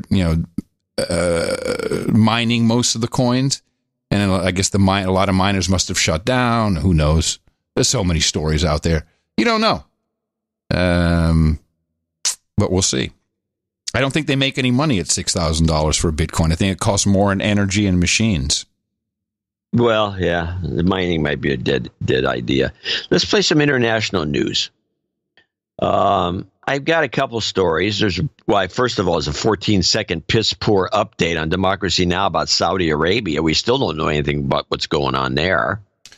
You mean with the takeover by MBS and the oil prices?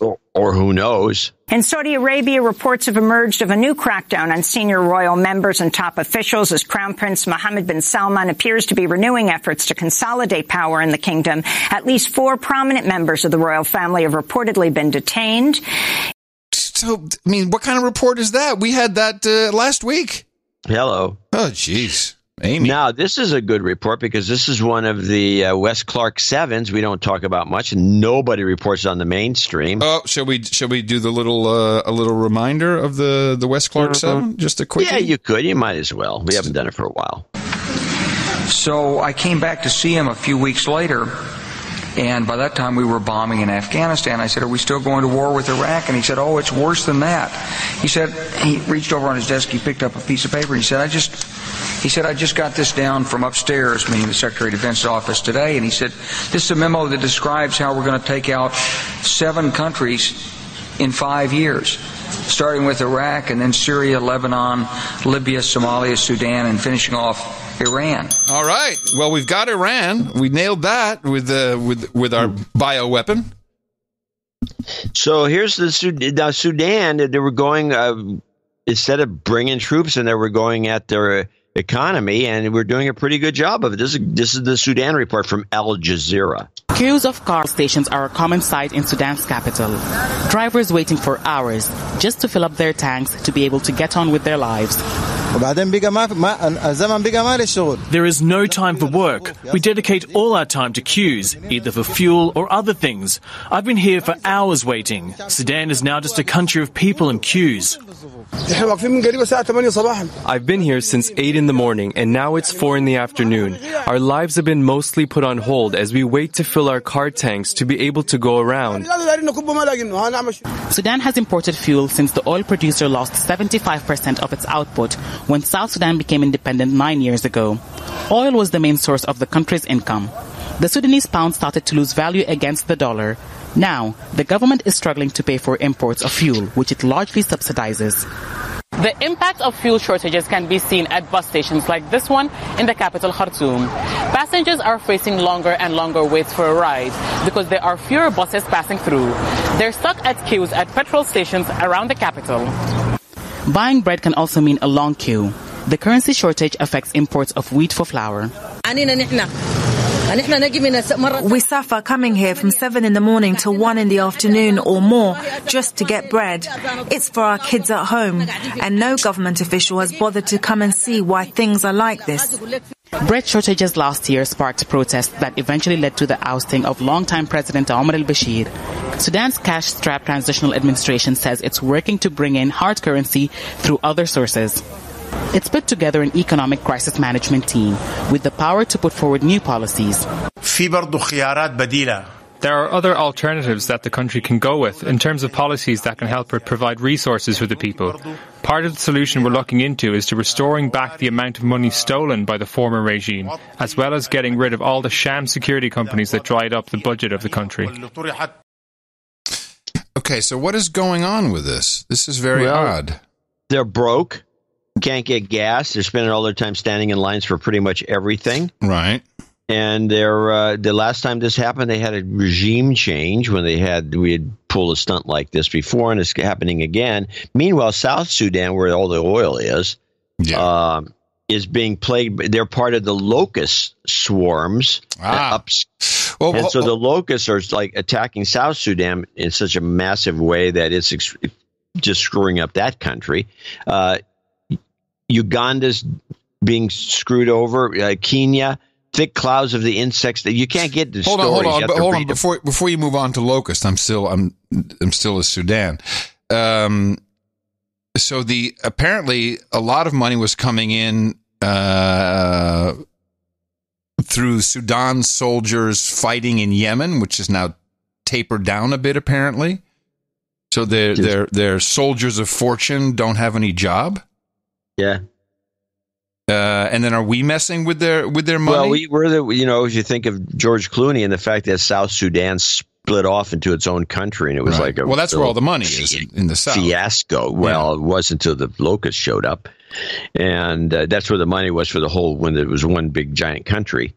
And now it's just a mess, and it's part of this Wes Clark 7. I don't think it's a coincidence necessarily. So tell me about the locust. Is that only in South Sudan or in the north? No, it's South Sudan. No, it's a lot of Africa, Uganda, South Sudan. There's no report of the locusts in the regular old Sudan.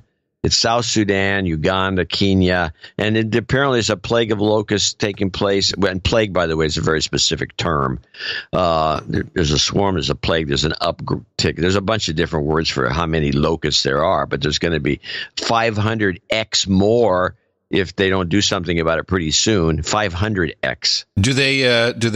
What's the breeding cycle of the locust? Well, this is like, it's supposed to be, you always heard about the 7-year cycle, but they have, this doesn't seem to really add up. In fact, the last time they had a plague let's see, there's no reporting on this, by the way. Zero. There have been six major locust plagues in the 90s, the last of which was in 87, 89. In the 1900s, I'm sorry. The last of which was 87, 89. And the last major upsurge is less than a plague. And that was in 2003, 2005. And this is still qualifying as an upsurge, but if it gets to 500x, it will be a plague. And it's like it causes nothing but trouble. It eats everything, kills animals because they starve to death in the field and they can't breathe. There's a certain situation you can't even see through. It's like a fog of bugs. It's unbelievable. Pakistan also, although not really. Pakistan is also being hit for some reason. Not anywhere near Africa. That's interesting. Yeah, that's what I thought was interesting too. So this locust story, which is really underplayed, it's not played at all. It's like, All right, so what are the locusts? Animals can't breathe. They eat all the crops. They eat everything. What else? They eat the grasses, they eat the crops, they eat the food, they eat everything they can get their hands on. So how do you combat locust? Well, you're supposed to... Roundup ready? Can't we get some Roundup? Spray that shit on them? Kill their food and the people. They're supposed to be... You catch them apparently in the morning when they're sleeping. They're all on the ground, and then you got to be quiet. Shh. Yeah, and then you go out and you spray them, and with some toxics, but they can't get enough pesticides to do this. And furthermore, these are the so-called desert locusts. Mm-hmm. And the desert locusts are out in the middle of nowhere half the time, and you can't find them to spray them. And then all of a sudden, a big cloud emerges of millions of these things, tens of millions perhaps, and then they just start munching on everything. It's just a nightmare. Are the locusts edible? Are they tasty? Can we turn this lemon into lemonade? According to some locusts, apparently are very tasty and very edible. Well, shouldn't we be harvesting them? Well, it's like... Apparently, it's not there's something that part of the story is not being reported either. I don't. This is the story. I have read about. There's Free some food. Locusts that are poisonous. There's some locusts that are edible, and you could probably eat them. But they're clogging the roads, and you're sliding down the highway because of the dead locusts. And I mean, you can't. It's not the solution. Is the point. But I don't care what the solution, if you can eat them, not eat them. How about some news report on this instead of, it's Trump, Corona, Trump, Corona, Corona. And I watched the 3 news shows again, just to compare them. The whole front end of the news is Corona. They didn't even have any new weather reports on CBS. And then there's a couple of slams about Trump and then more Corona. I mean, it's out of control. Apparently, Israelis like locusts because they are the crunchy kosher snack. They're kosher. How does that work? I have no idea how they're kosher. They are now. That's our marketing. Well, it seems to me like there's a tremendous opportunity to hoover up some of these locusts and sell them. You don't really have to hoover them. You just have to put your mouth. Yeah, all you do is open your mouth. It's free. Yeah, so what are they complaining about? They got free food everywhere. This is what we're doing in the West, people. Get with it, Sudan. Figure it out already. Quickie here from this is not international news, but just as an entremont from, well, it might as well be international news. It's from Massachusetts. Week, state lawmakers and advocates will gather in support of a plan that would ban body size discrimination. The bill would make it illegal to discriminate against someone based on height or weight. Lawmakers and advocates will gather at an event on Tuesday to push the plan, which is yet to be voted on by either the House or Senate. Oh, we've gone nuts. That is nuts. Can't ban. Yeah, it's okay. Fine. They should go. I've always thought this because I think it's just good policy. Airlines should charge ticket prices based on your weight. Yeah. It's essentially the way they're doing it now. It's not a comfortable flight. It's freight. You're freight. I think it would be great for Disneyland. You have to be this high to ride Space Mountains. Excuse me. You can't discriminate. Yeah, I can see a lawsuit. I think the guy who could do it is Bloomberg. He's probably never gone on Space Mountain. Please. See, there you go. This is exactly the problem. You're making fun of somebody's height. Yeah, I was. Mm-hmm. And I don't even know, what Bloomberg's real height is.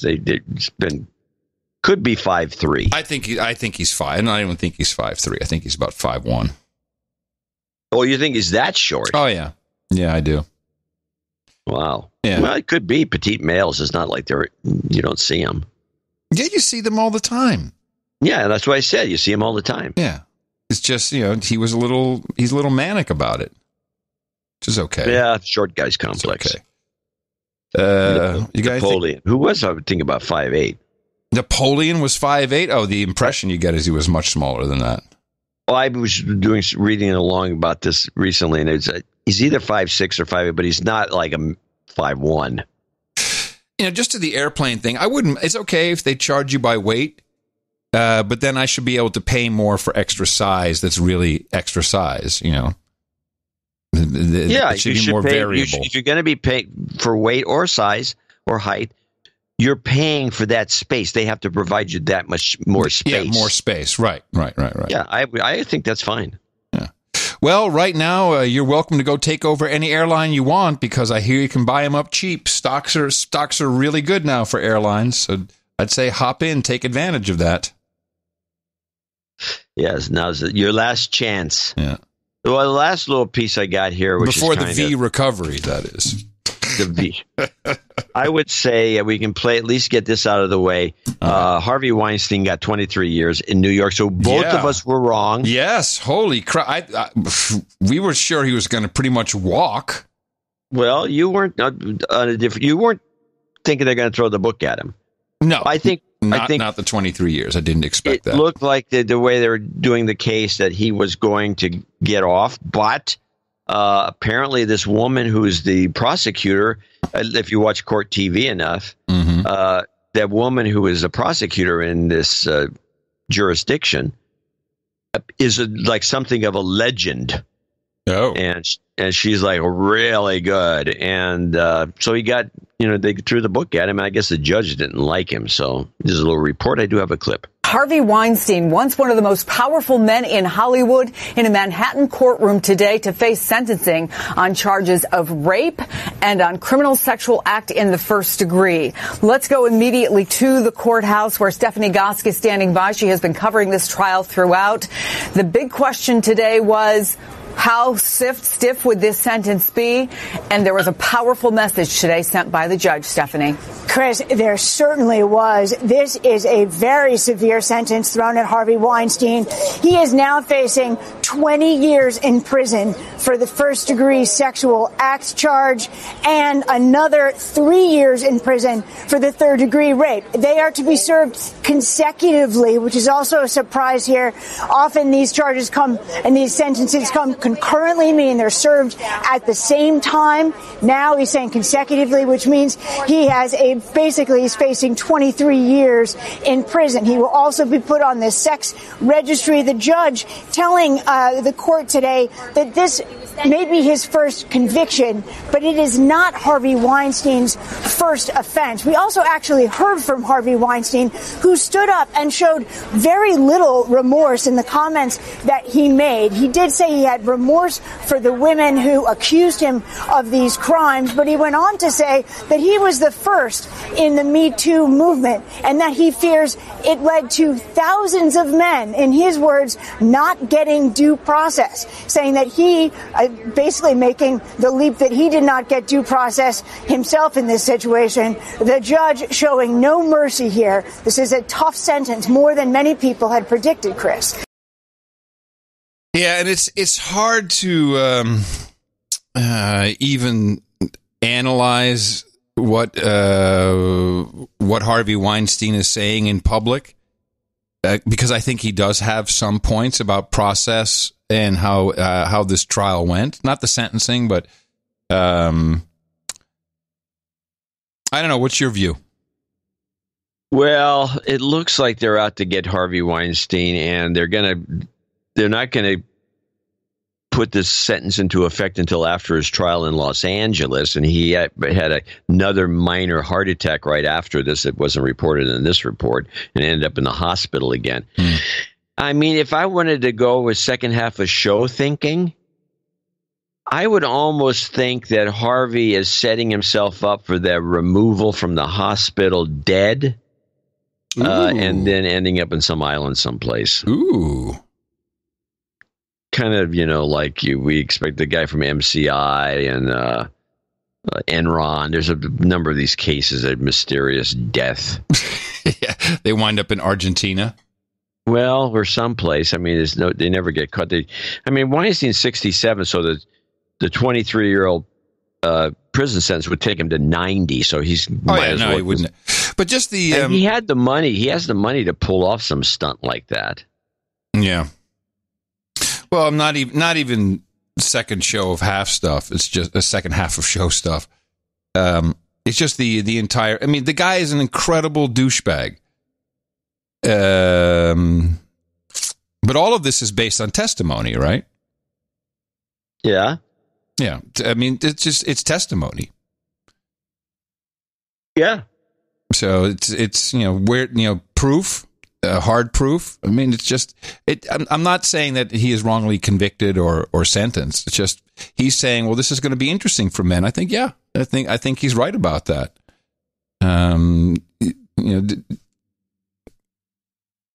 Well, men who get arrested. Well, yeah, douchebags, total douchebags. There's a lot of them. And the stories keep coming up, different kinds of douchebags showing up here and there. I mean, could this same be applied to some of the other cases? I mean, there are other cases out there.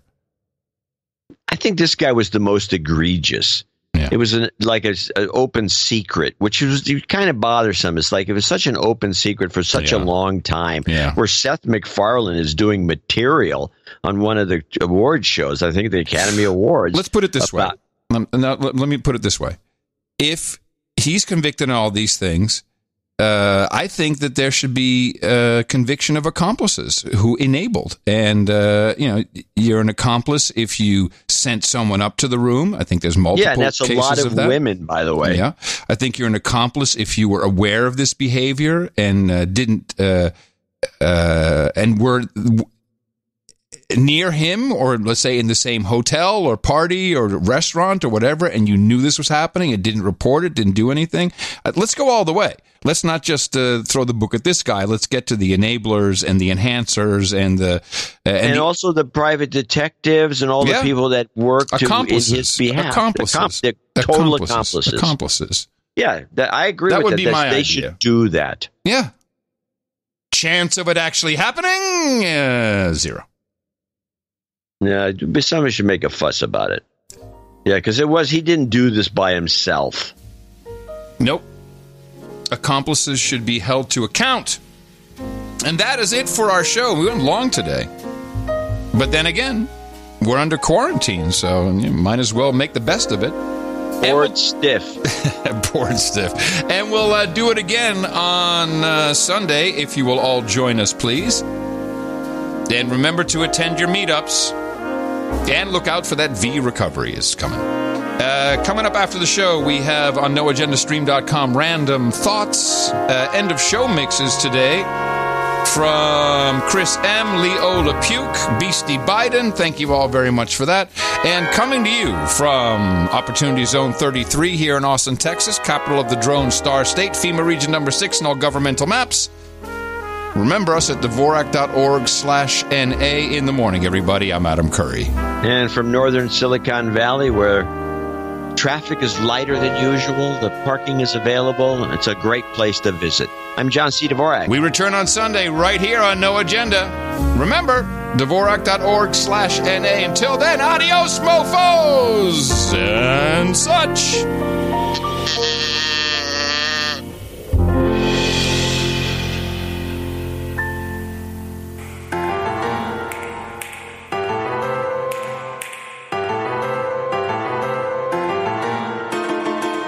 It started in December, a flu we won't remember. The news went on a bender, it's called COVID-19.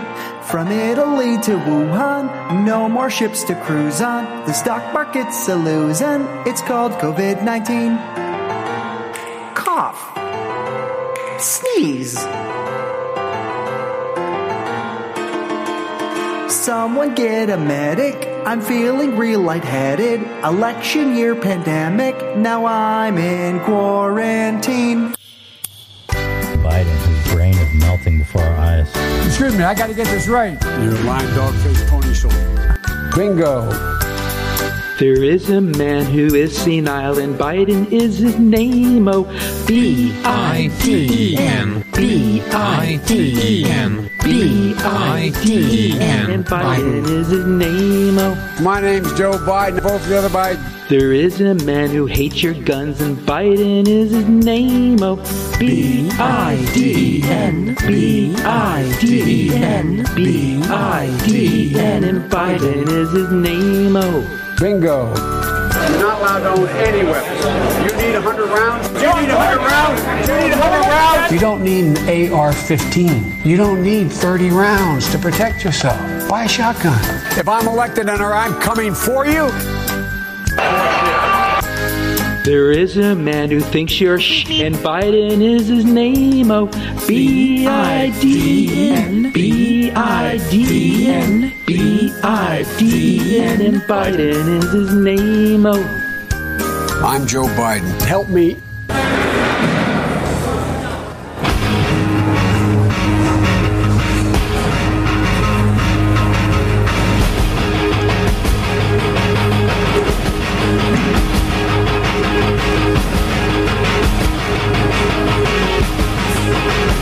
Look, I can't stand it. I know you planned it. You overmodulate without a gate. Can't hear me talking when I'm in here, cause this dining hall has no engineer. Now, I'm not a malarkey guy. It's on my bus and 2 meters high. I give all girls a back massage. I'm telling y'all folks, it's sabotage.